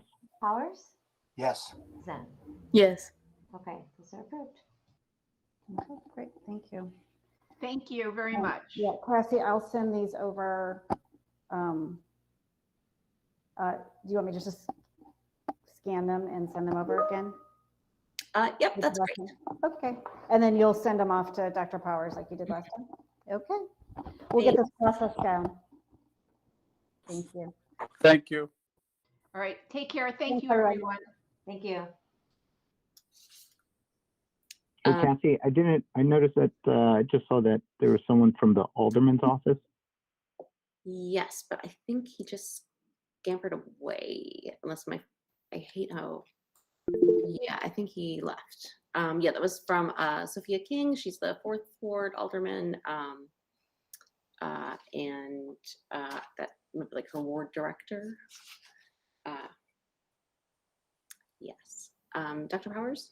Yeah, AK is in Alderman King's office, and we've got a very close and very supportive relationship with the Ward Number 4 office.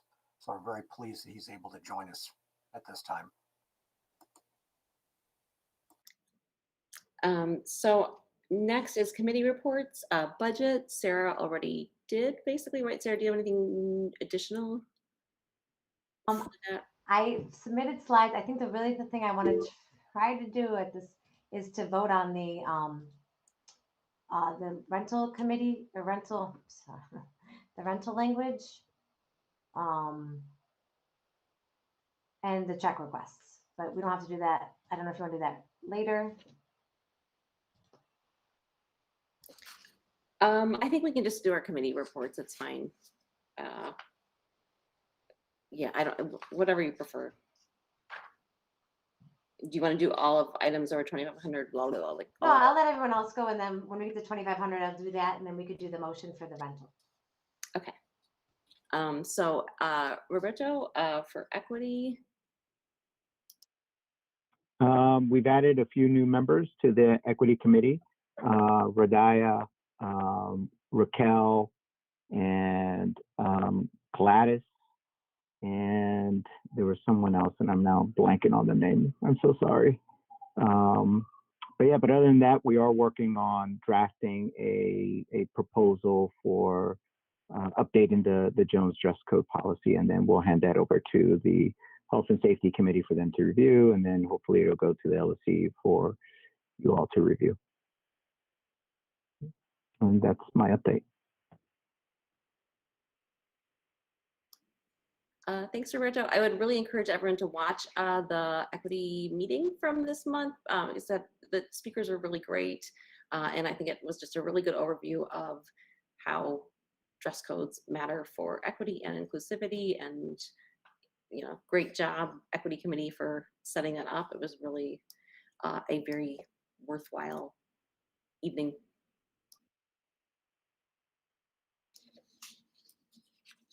And any more questions on that? Yes, Cassie, thank you so much for reminding me.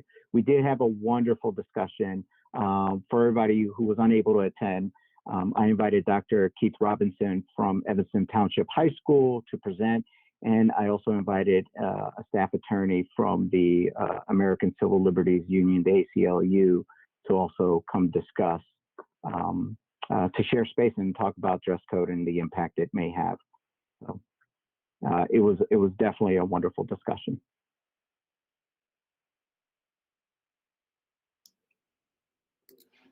Thanks. Anyone else have anything there? And then there's some comments in the chat. I think Mr. Mitchell wants to leave, and he's asking about if we had more discussion on the incident reform.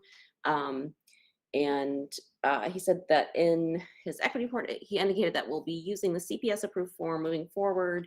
And the points made about accessing links to other resources will be added to the space, and this will happen before the next LSC meeting. So thank you so much for that, Mr. Mitchell. He'll be working with Mr. Hilbrins on that. Okay, and then I think, Rachel, you are up next with Health and Safety. Hey everyone, I'm gonna go ahead and link the report in the chat for the report for this month. I'm not gonna read it all the way through, but I just want to make some highlights and some two points at the end that I would like just some feedback on from admin if possible. So we added a new member to the committee, Ms. Cindy Lalagan. So really excited about that. To have a current Jones teacher on the committee. And something that we spent a majority or a significant amount of the meeting talking about, there were several parents at the meeting in October, and there was a discussion about communication regarding COVID. We talked about a Jones Blueprint article that I read, which features several students who said they were confused and about protocol regarding COVID and missed class because they were erroneously put on the quarantine list. And one student even had to miss tryout, I think, for some sort of student production. I'm not sure if I'm summarizing that correctly, but and so the parents at the meeting proposed or we're inquiring about a potential texting option to reach students and families regarding COVID testing and COVID vaccination information. And parents also asked if there's a way to update the Jones websites that tells students who and how to contact their teachers if they are either diagnosed with COVID or placed on the Jones quarantine list. I think the communication that I got back from Dr. Plunkett was that there was an email sent out about this, but I think the Jones Blueprint article kind of, at least what I'm gathering from it, is that maybe a place on the website with just like procedures might be helpful to students. And then following up on the September meeting, we discussed creating a school-specific set of guidelines regarding trans students and gender nonconforming students. And one question that I just would love to get a response to is if there is an existing set of Jones-specific guidelines for trans and gender nonconforming students. I was told initially by Dr. Plunkett that there was, but I have asked for that, and then another Jones parent has also asked for that, and this is kind of radio silent. So I'm not sure if it does exist. If not, that's something that the committee I think is interested in working on. And specifically in regards to CPS's name change process, a parent who has attended 2 meetings this semester has spoken to the complexity of that process, or how the process needs to be addressed by someone who's up to date on the potential areas where the process can kind of create problems for the student with respect to accessing things online like Google Classroom and other services that students rely on to look at their work and be a part of school. And so those are the things we talked about. And so just those 2 questions at the bottom of the report is just getting clarification. We don't want to reinvent the wheel. If there's already something that exists for Jones, we can build off of that, and obviously want to involve students in that discussion. But then the other piece was just related to COVID communications. Several parents just were expressing interest in the texting idea, and I don't know how feasible that is. I've also heard that it was expensive, potentially, to do it. So that is the report.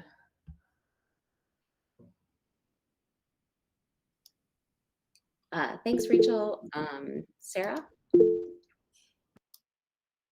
Yeah, I mean, it can be really expensive. Does the school use Remind, or does Aspen allow you to text Dr. Powers? We have used Remind in the past, but I think Troy would have a better handle on that than I do. Yeah, it's very expensive, and that's the primary reason why we removed it. It was upwards of $6,000 per year. Does Aspen allow you to text, Troy? Aspen does not. Blackboard does, but it only texts the parents. But the whole school, like if you wanted to text the whole school, like, hey, we have a C day tomorrow, or that, is that something you can use, or no? I know they were kind of discouraging some of the robocalls. I'm not a big fan of their texting through Blackboard Connect. It doesn't seem to reach the parents that you want to. And when I look at the numbers for how many students and parents we have, the number of people that are signed up to receive text through Blackboard Connect doesn't seem to add up. So whenever I've used it in the past, I seem to get a lot of feedback that they didn't get it, or there's some other issues with it. So it doesn't seem like a very great communication tool. I mean, we can definitely use it. But you're looking at just doing COVID related stuff, right? Yeah. I'd have to take a look and see if we can narrow it down to a specific group of people. We might be able to upload a list, but that would take some research.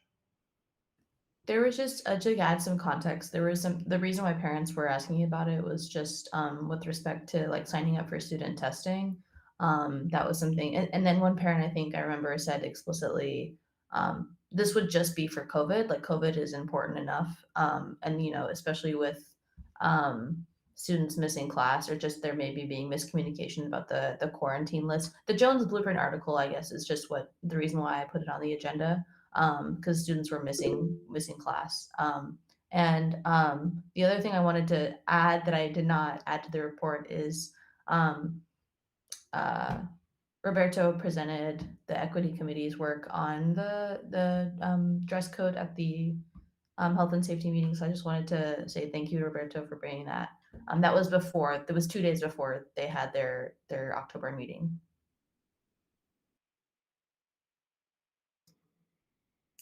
Thanks, Rachel. Dr. Powers?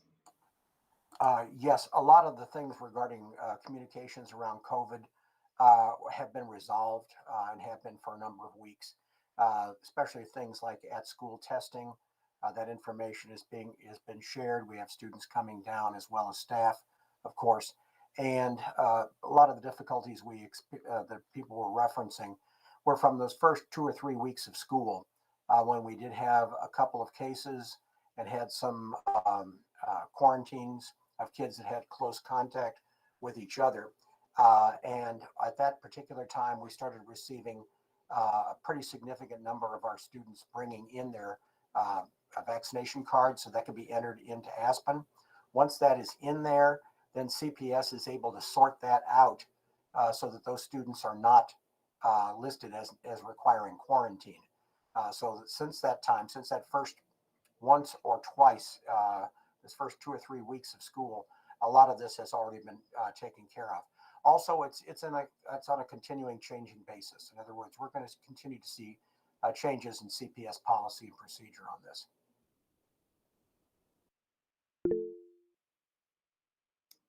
Lenny? I just wanted to say thank you to both Rachel and Roberto for leading those committees. They're so important and an actual bridge between what we do at the LSC here and communicating with parents and students. And also, I just wanted to put forward an idea to help Daniel when he's promoting that others might run for LSC spot here as students, that we could help, each of us could help him promote what has been already achieved through this LSC just in this last year, because there has been a lot of success. I understand we have very long calls and we're at the end of this call, but I also think it's important to, especially when we want to bring in more students, to highlight what we have succeeded in. So thanks for that. Thanks, Lenny. And yeah, a reminder, students can serve on both the Equity and the Health and Safety Committee. So Roberto? Yeah, I just want to say, Rachel, you shine as always. So I want to acknowledge the other members that have joined the Equity Committee. Shannon, who's a parent, and we also added our teacher representative at the last Equity Committee, Olivia Guerrero. So Olivia and Shannon, my apologies, and thank you for being a part of the Equity Committee.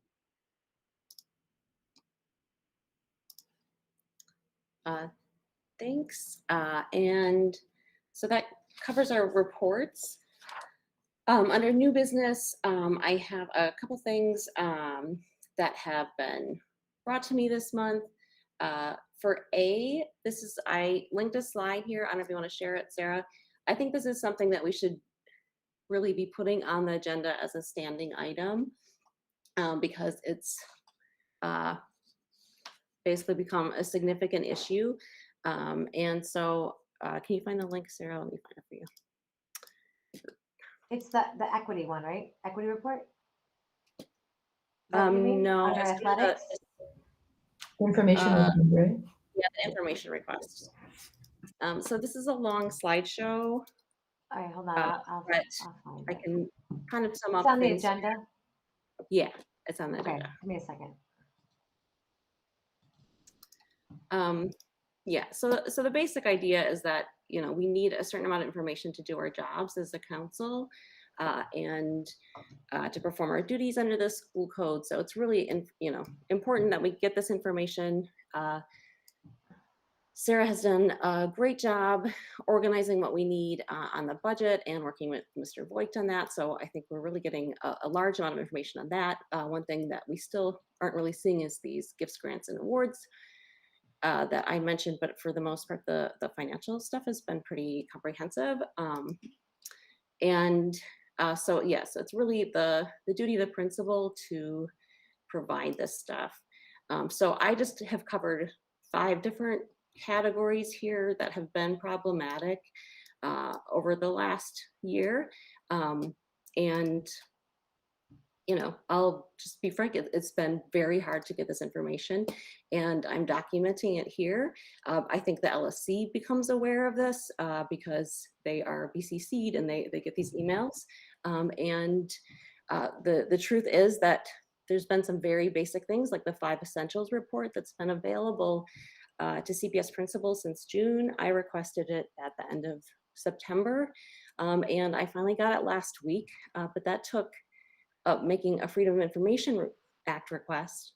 And, you know, when you get to the point when you are an LSC member in your FOIA in your own school, that's just not acceptable. And so that's what it took to get this report out. And so, you know, I think we just need some transparency as a council on what we've been asking for and what we need. So that my slides here are an attempt to get that and to just make sure we're really tracking this stuff. And, you know, to the extent that we've been provided with stuff, you know, it takes a lot. And so both with the 5 Essentials report and with the budget plan for the COVID relief funds, what it took was a FOIA request and then me sending that FOIA request and alerting the supervisor of, like, the executive director of the Independent Schools Network.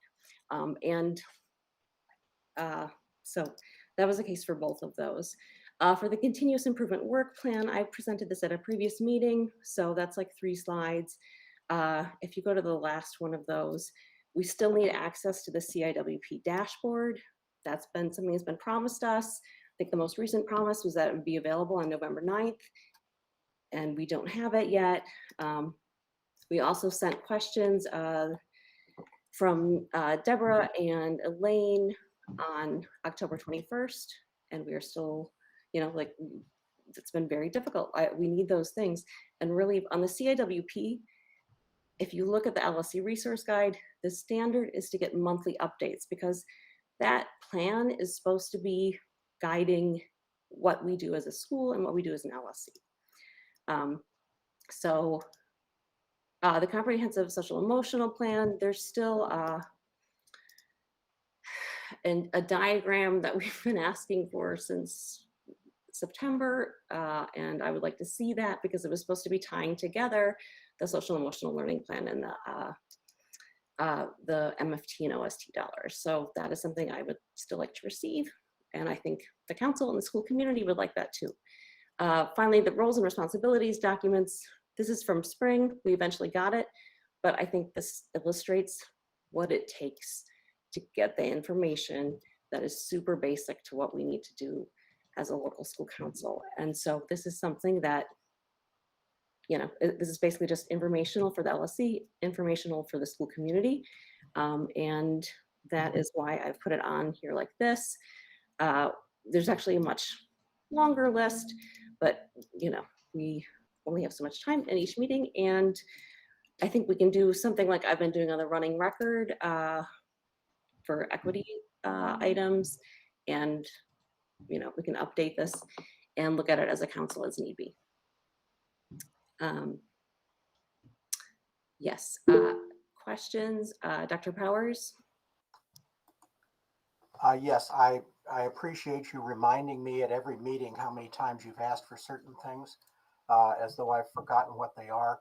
We do have the matter of trying to operate a school, and we find ourselves, myself and other members of my team, finding an inordinate amount of time being tied up with reports that we have to make to the local school council. And demands for information are frankly repetitive and incessant, but we will do our best to provide that information.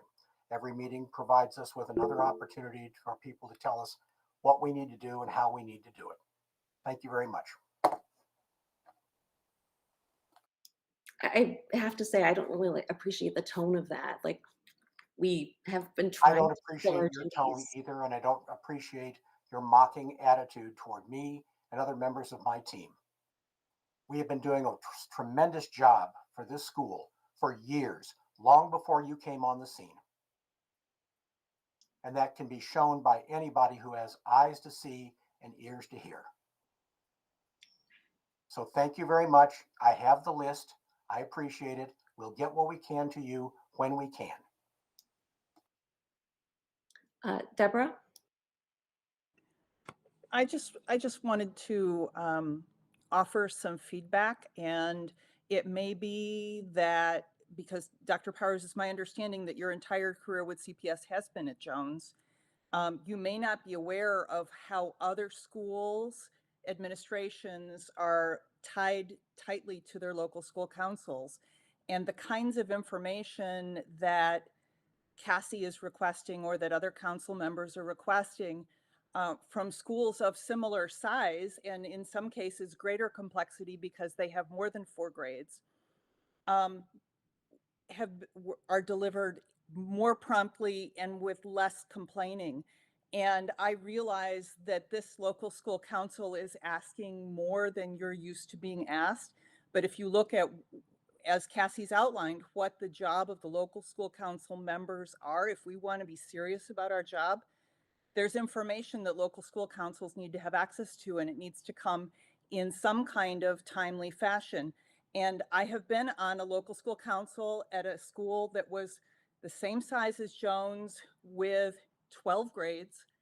And so we had 3 assistant principals with 3 different areas, and our meetings took 4 hours every month too, because it's complicated. And to be honest, sir, I find that this local school council shows a real commitment to trying to be supportive of the school, but also to be doing what the local school council's supposed to be doing. This is what our job is. Everybody that's on this council takes it seriously. And I have seen councils where, you know, there wasn't a lot of discussion, but I think our meetings are substantive, and I'm sorry that you find this to be an imposition and an inconvenience. But this is how local school councils that function are supposed to be set up. And as we work together and get more of this information out into the general community, I think it gets easier. But if nobody ever asked you for these things before, I really can't speak to what the LSCs before us did. But what I can tell you is that other schools, nobody ever complains about the local school council asking for information. And when the local school council chair asks for information, they get it in a reasonable amount of time. Nobody should have to think that the only way to get basic information about the school is through a FOIA. And I see all of these communications that come through, and I'm sorry that you're offended. But you have to understand that this is Chicago Public Schools, and this is how we're set up, and this is the rules, and this at local school council is only trying to do our job. That's all. It's not about pointing fingers. It's about giving us the information that we need to do our job, because we all have different roles in this. And if you withhold information, Cassie can't do her job, I can't do my job, Sarah can't do her job, the whole council is ineffective. We need to work together and make this a whole lot less resistant, because this is not how the other principals that I've dealt with work. Thank you very much for your input.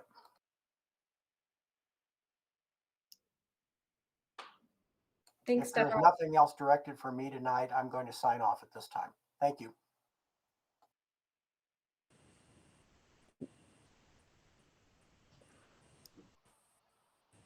Okay, next item on the agenda, unless anyone has any more questions about that.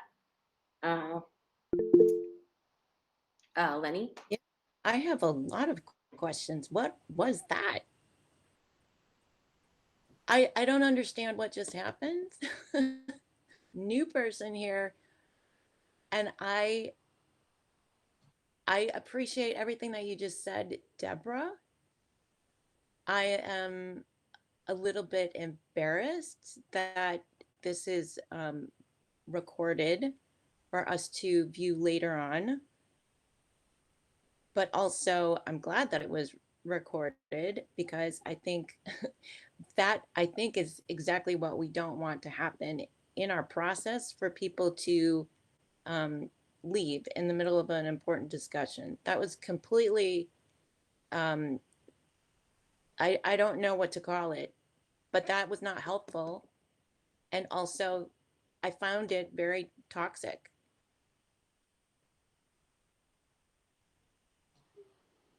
Thank you, Lenny. We are kind of numb, so let's just, yeah. It's good to have fresh eyes. Okay, I do have to get these check requests approved, so let's make these last 10, 15 minutes amazing. The next two items, I think, are basically something that we should be sending to a committee.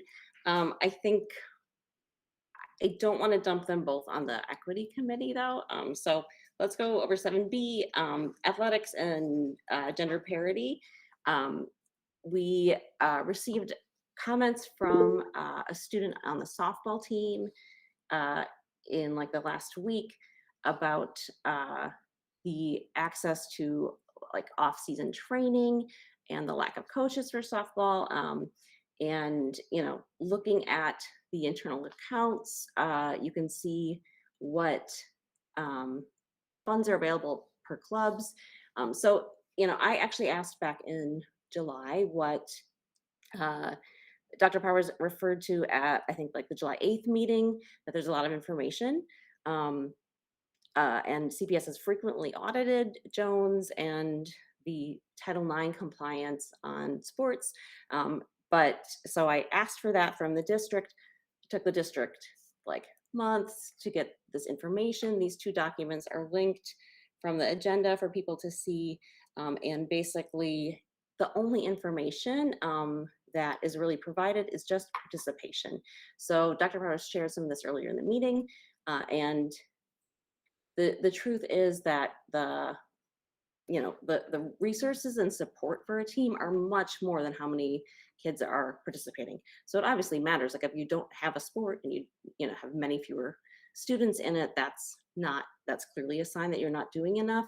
But actually looking at parity in support is much bigger than that. And so we have a document linked here that's like the legal requirements for Title IX. And Deborah put that together. And that list, I think, is a much better picture. You know, so it matters, like, is your coach trained in the sport that they're coaching? And, you know, what sort of access do you have to practice facilities? And what access do you have for transportation? And so there's really a lot of information. And without knowing that, you know, on paper, your numbers might look okay, but it's really more complicated than that. One thing to note on the softball team is that actually, according to CPS, the email that I got, which is in the folder, but not linked, sorry, but that we are not actually in compliance at Jones. One thing that was supposed to help was creating a JV softball team in 2020. And so, you know, support for that team is a really important part of being in compliance with Title IX. And so, yes, so basically based upon the participation data submitted to OCR and their disparity calculations, Jones hasn't reached compliance under the 2015 agreement. That was what I was sent at the end of October. So I think this is something that we need to look at as a school. And I don't think that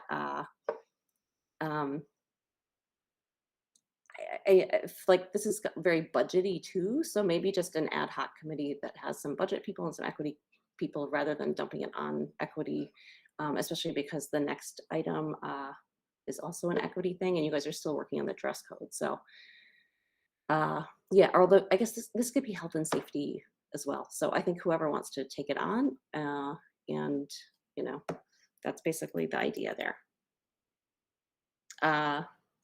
Deborah, go ahead. There's one piece of information that I'd like to add, Cassie. When we're talking about parity, and in the document that Sarah just showed us, that in addition to the number of participants in a sport, but also all the different things that you would spend on for a sport, I think it's really important because we've had some discussion in the Jones Parents Facebook group, and people think that fundraising means that you can spend your money how you want. And the Title IX law doesn't seem to make any reference as to where the money comes from. The distribution of resources needs to be equitable and have parity between boys sports and girls sports. And so we need to be a little bit careful when we set up fundraisers that we're not causing additional disparity between boys teams and girls teams because they can't fundraise the same way. The law doesn't make a distinction between where the money comes from. It only says you have to make it equitable and have parity between boys and girls teams. And that's one point that I just really wanted to emphasize. If you look at the document, it doesn't say where the money comes from. That's not the point. The point is we have to take a look at it from a big picture parity perspective. And that was my comment. Thanks. Roberto? Yeah, so, you know, we're discussing a pretty important topic.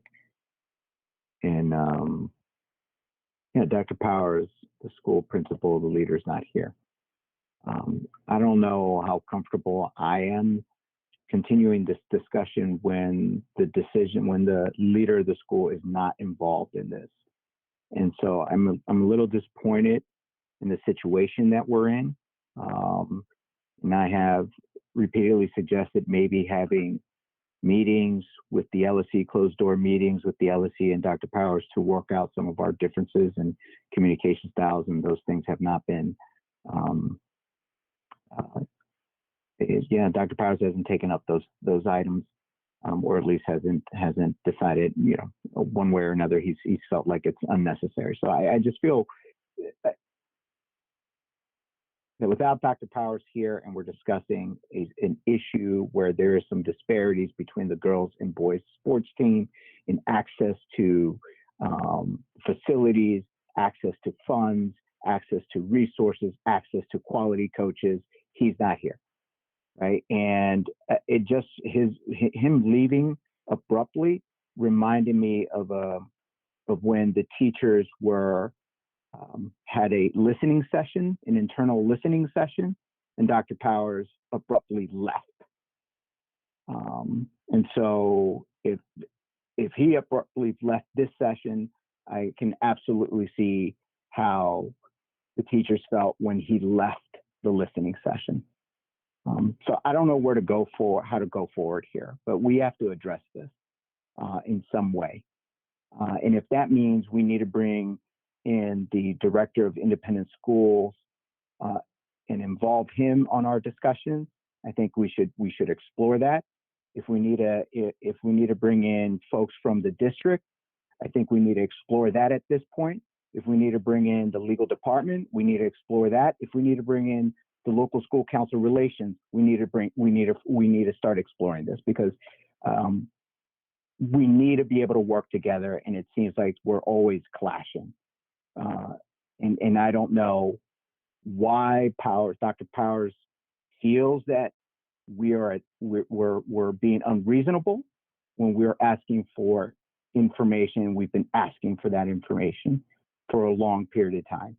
And yeah, so I think we need to decide what the next step is as an LSC. So we can have a functioning LSC, and so we can support the school and the students who have repeatedly showed up and expressed their concerns.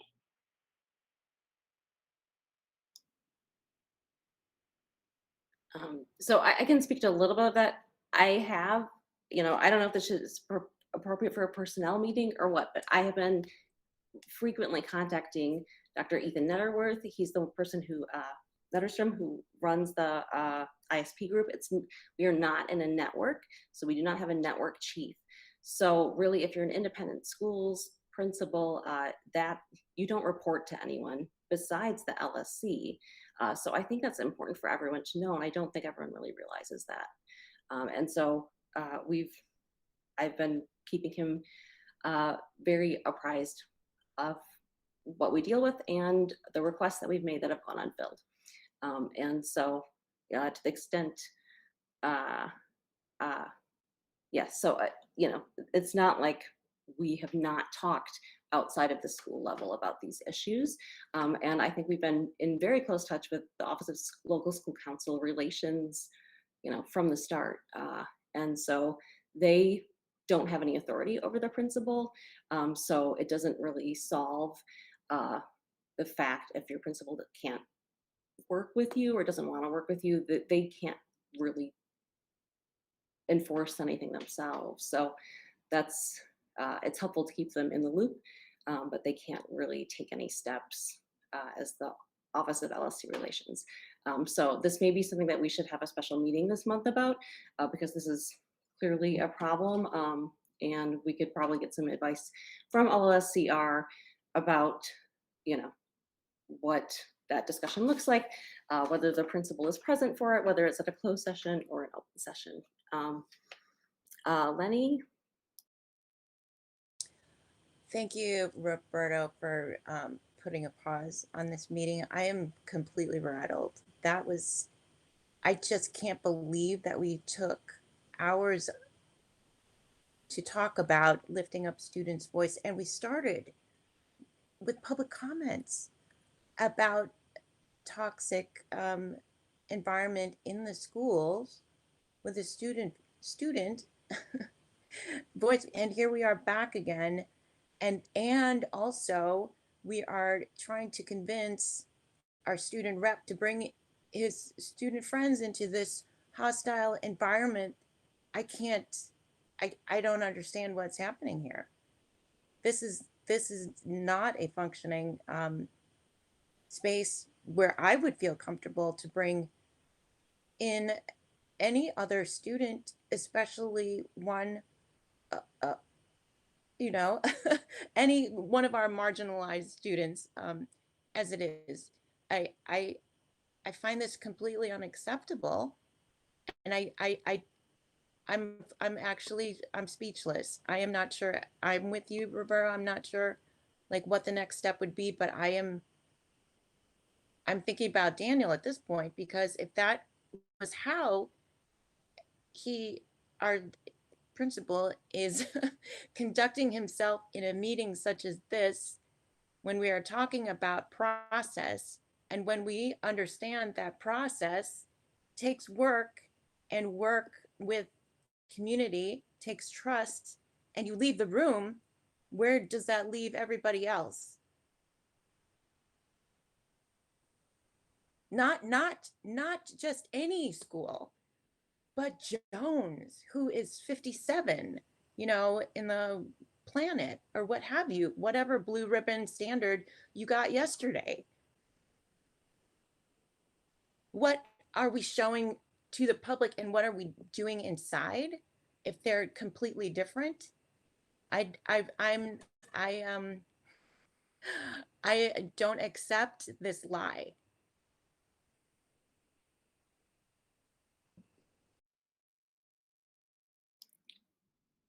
Thanks, Lenny. Daniel, do you want to go ahead? Yeah, I just want to say thank you, all of you, for your comments today, and also just for the continual work you guys do each meeting. And I know these meetings run long, but like I think Lena, Deborah, you said earlier, we get a lot done at these meetings. And I just think Dr. Powers isn't used to being criticized. But this LSC does that, and I don't think that's a bad thing. One of my favorite quotes is by it's notes from a native son, and it says, "I love America more than any other country in the world, And exactly for this reason, I insist on the right to criticize her perpetually.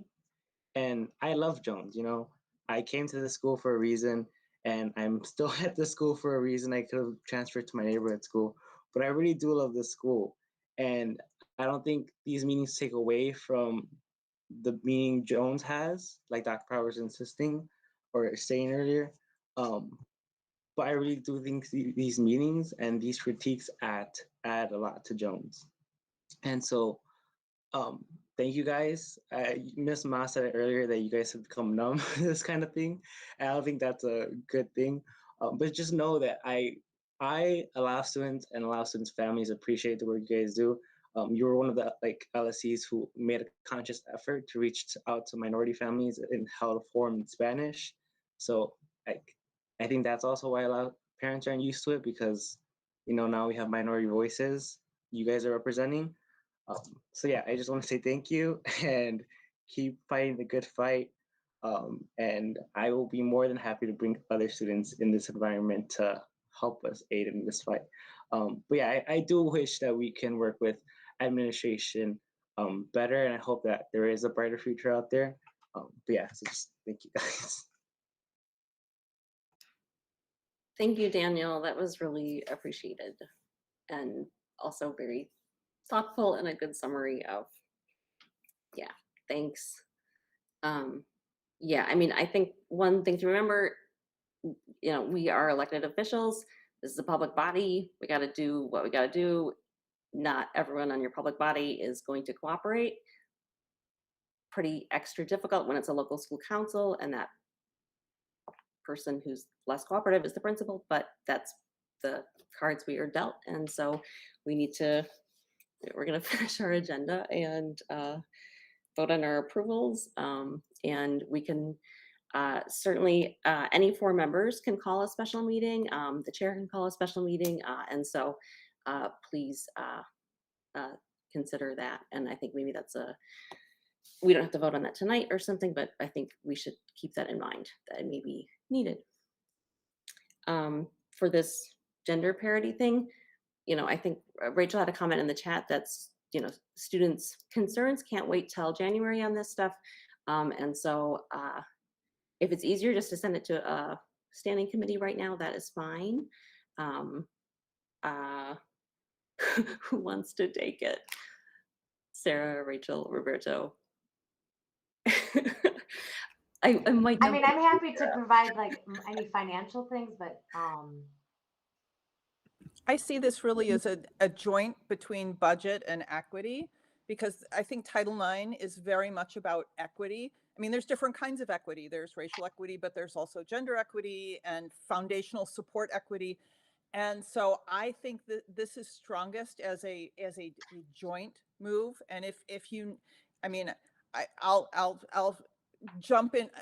Roberto, forgive me for stepping on your toes, but you know, I don't have a student athlete at Jones, but I was a student athlete, and I have daughters who were student athletes, and I have dug into this Title IX stuff over the last week deep enough that I'm committed, and I would like to work on this regardless of who else works on it. So I'm in, and it's not because it's not for my kid, it's for all the kids.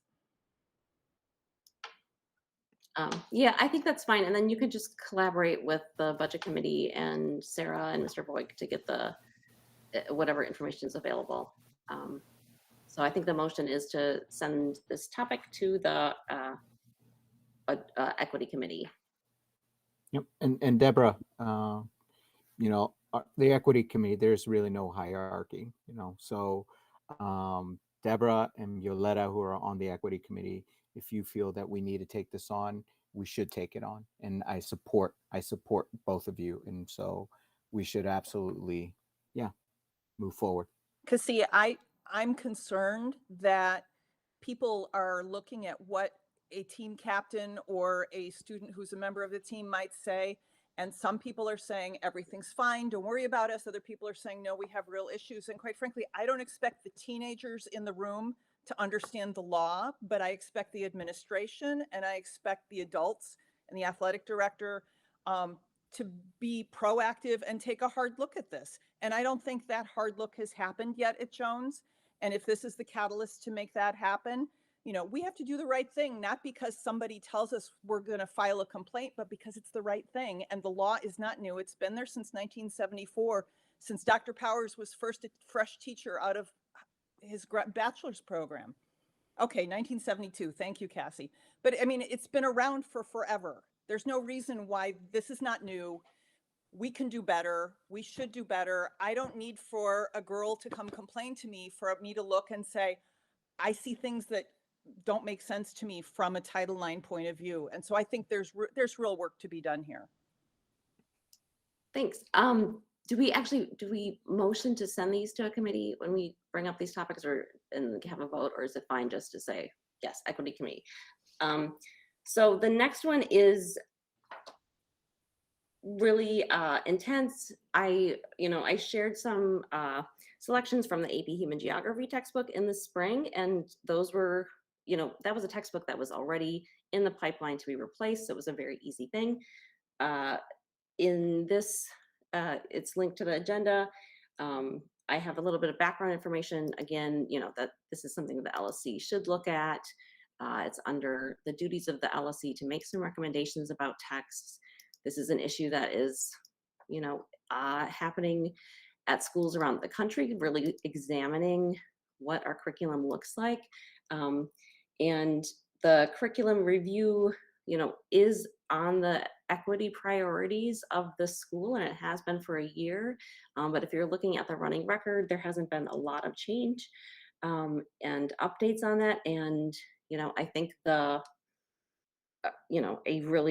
significant factor is that this takes a lot of time from faculty, and they need paid time to work on this stuff. So I think that's like a huge factor in textbook selection and also reviewing the curriculum. But I also think it's really urgent once you start looking through a text like the one that's being used for US history, for AP US history. And yeah, so this is not a take on in 2 minutes kind of thing. But I would really urge everyone to look at the passages that I just pulled out of like a few chapters. And especially as we were thinking about this equal opportunity schools program, that I think CPS is paying like $20,000 per school right now for that program. We did it last year. I think that was a little bit cheaper, but so we've had that program for a year.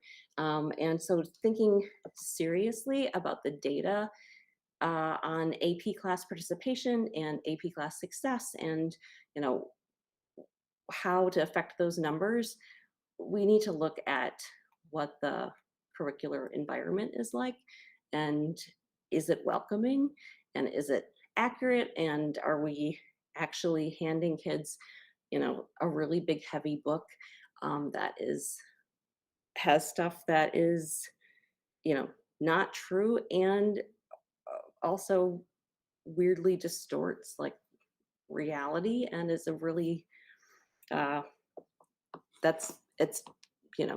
most concerned about the stuff that's just like not accurate, and that's not okay. So I think I would like everyone to look at that, and we can see if that should go somewhere, also to the equity committee. Sorry, equity committee. But I think it's urgent, and it's got to, we need to start talking about these things, and that is hopefully, yeah. Go ahead, Kim. I was just going to ask from the teacher standpoint, like the problematic tests. I know I've had a lot of conversations with social studies teachers, and it's really hard to find not problematic history tests.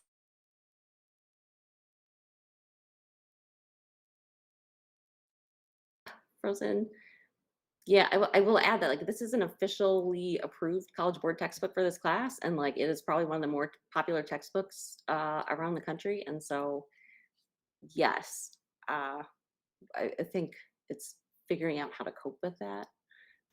Yeah, I just was curious to see, like, would it be helpful for us to like ask the social studies teachers like what they're doing with that, or how they can, sorry, my connection's being really spotty today too, but like I don't want to like just assume that they're just teaching it as is. Like, I want to also understand that they're probably aware of this and are making adjustments, but that maybe like, would it be helpful for us as the PPLC to be like, hey, like, would this be something that you need? Or like, this is what we were talking about at the LSC, because I don't want them to be blindsided that like, that we're operating under the like assumption that they are just teaching this text and like not ignoring the parts or discussing the parts that are problematic. Does that make sense at all? Yeah, no, I mean, I hope, like, I really hope this is being contextualized, because it's extremely, I mean, it should have like trigger warnings, because they use racial slurs with no, explanation in this book, right? So that's like a lot. And so, yes, I hope they're doing that. It still is a major issue to hand out something that, of that form. Like, I think that's a hostile environment for students of color. And that, so no matter how much you can textualize it, you're still handing out something that is not okay. So it really, yeah, there has to be some time though built in for this. And I don't, like, this has been a topic for the last year. And the updates that I've been tracking don't make it look like it's going to be taken seriously. And so, like, it really, I think it's a component of a hostile environment for students of color. And if we're letting CBS spend $20,000 on wondering why kids aren't in AP classes, like, this should be a component of that. And so, and I don't know if Equal Opportunity Schools really addresses that. So there's a lot of questions. I don't know if we can just put it for another equity committee agenda item. Daniel? Yeah, I just wanted to say, I took a push. I really enjoyed it, and I do want to praise the handling of certain like issues of race. I remember when we were talking about Native Americans and how the Native American like re-education like schools, where they took like Native Americans away and put them in boarding schools to basically Americanize them and just take them away from their heritage. Like, that was handled with really well precision and just good faith by my teacher, at least. And so I really appreciated that. And I also think we have to like acknowledge that the history of America is racist history, and so I think it's gonna be difficult to find textbooks that frame it in a different way that still get the point across. But I do think that there are more conversations to be had, like you said. They give ample like context, like trigger warnings of just like, we're going to talk about this in class, so just like be ready. And like, if you're not ready or you don't feel comfortable, you can step out of the class. When they show movies, you have like the opportunity to step out of class. But I think like, if we invest more into like healing, then we can probably get past it. But I think like, we have to face this head on at some point in history class. And that's just a bad thing that minorities have to go through, if that makes sense. That's how I see it, at least. Thanks, Daniel. Yeah, I think the things that are most disturbing are where it really glosses over things. Like, it talks about the suburbs and doesn't mention restrictive covenants. It talks about slavery and says that North American slavery must have not been so bad because the reproduction rate of slaves is very high. And so stuff like that is just like, that's not okay. It's not true, and it's not okay, and it's not actually based on how history is. So those are the things that are really worrisome. But this is definitely bigger than, this is a very popular textbook. So yeah, so we have to do our approvals, and it's 10. And so I think, if we can put this on the equity committee as well. Sorry, Wait, guys. can I just add something? Because can you hear me?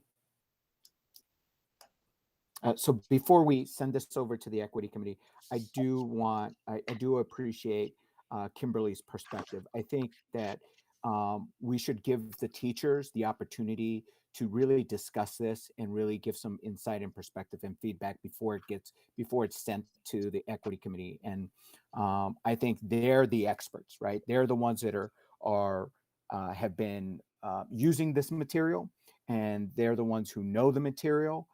And I think this is a great opportunity for the teachers to really have a deep dive discussion on how to improve this before sending to the equity committee.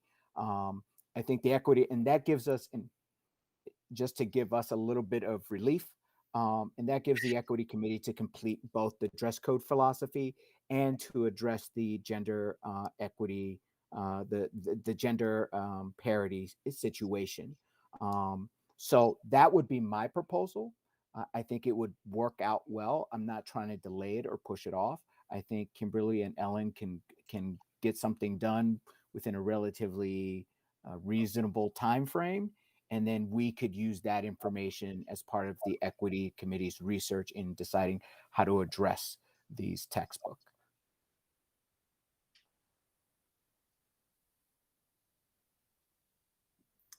Thanks, Roberto.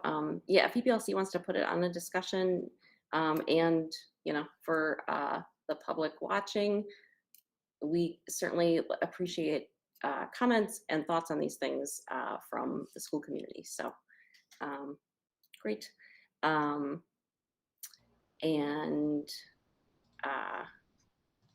yes. Okay. Our approvals. We just have 2 check requests.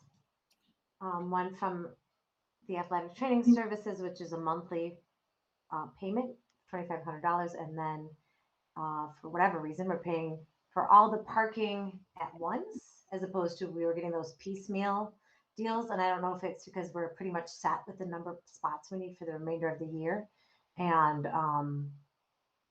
so this will be paid up for the whole year. And then obviously my goal is to get this as a line item if this is going to stay. I don't know why this is not in the budget. So, oh wait, where's my minutes? So, any questions? No? Okay, I make a motion to approve the check requests as listed on your screen. Anyone second? Bowman will second. Bowman. I'm do a roll call. Andrade? Yay. Bowman? Yay. Cernaprado? Yay. Cresswell? Yay. Hillbrands? Yay. Land? Yes. Ma, yay. Mana Hoppenworth? Yay. Marchinsek? Oh. Yay. Oh, Buds? Yeah, I'm here. Oh my gosh, Buds. No worries. Sorry, you got, I don't know why you're not on this. Okay, Bugs? Yes. Okay, thank you. Sorry. No. Menjivar? Yes. Powers? Oh, Zen? Yes. Okay. Thanks. And we don't have to approve those budget transfers. We review those and there's a lot of them. We review them in the budget committee. And then the fundraisers we already approved. And then my only thing, especially since Troy is still on the call, is there's this language, about renting. And Troy, do you have any information about rentals? It's still the same, no major changes happened. No major changes, only that CPS has approved youth programs. I'm in discussion with one for the pool use, but right now nothing's really come of it.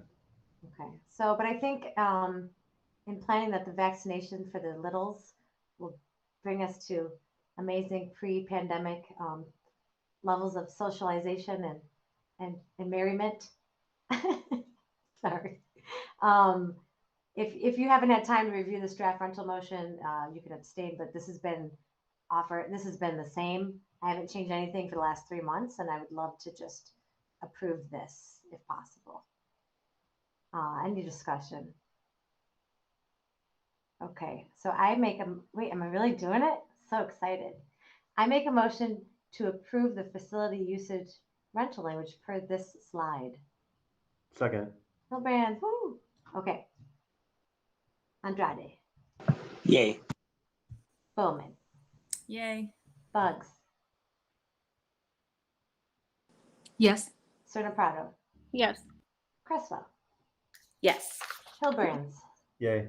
Lamb, Yes. Manal Hoppenworth, Yes. Ma, yes, Martinsek, Yes. Menjivar, Yes. and Zen. Yes. Okay, so Troy, you can print that out, stick that on your wall. And yeah, then we can happy renting, everyone. Great. Our old business, I think we basically have taken care of. The student representative election, tracking of equity needs. It's just an updated document every month. Check that out. And if you have items for it, tell me, because I mostly just use Mr. Mitchell's report to update that. Agenda items for next meeting, please send them to me.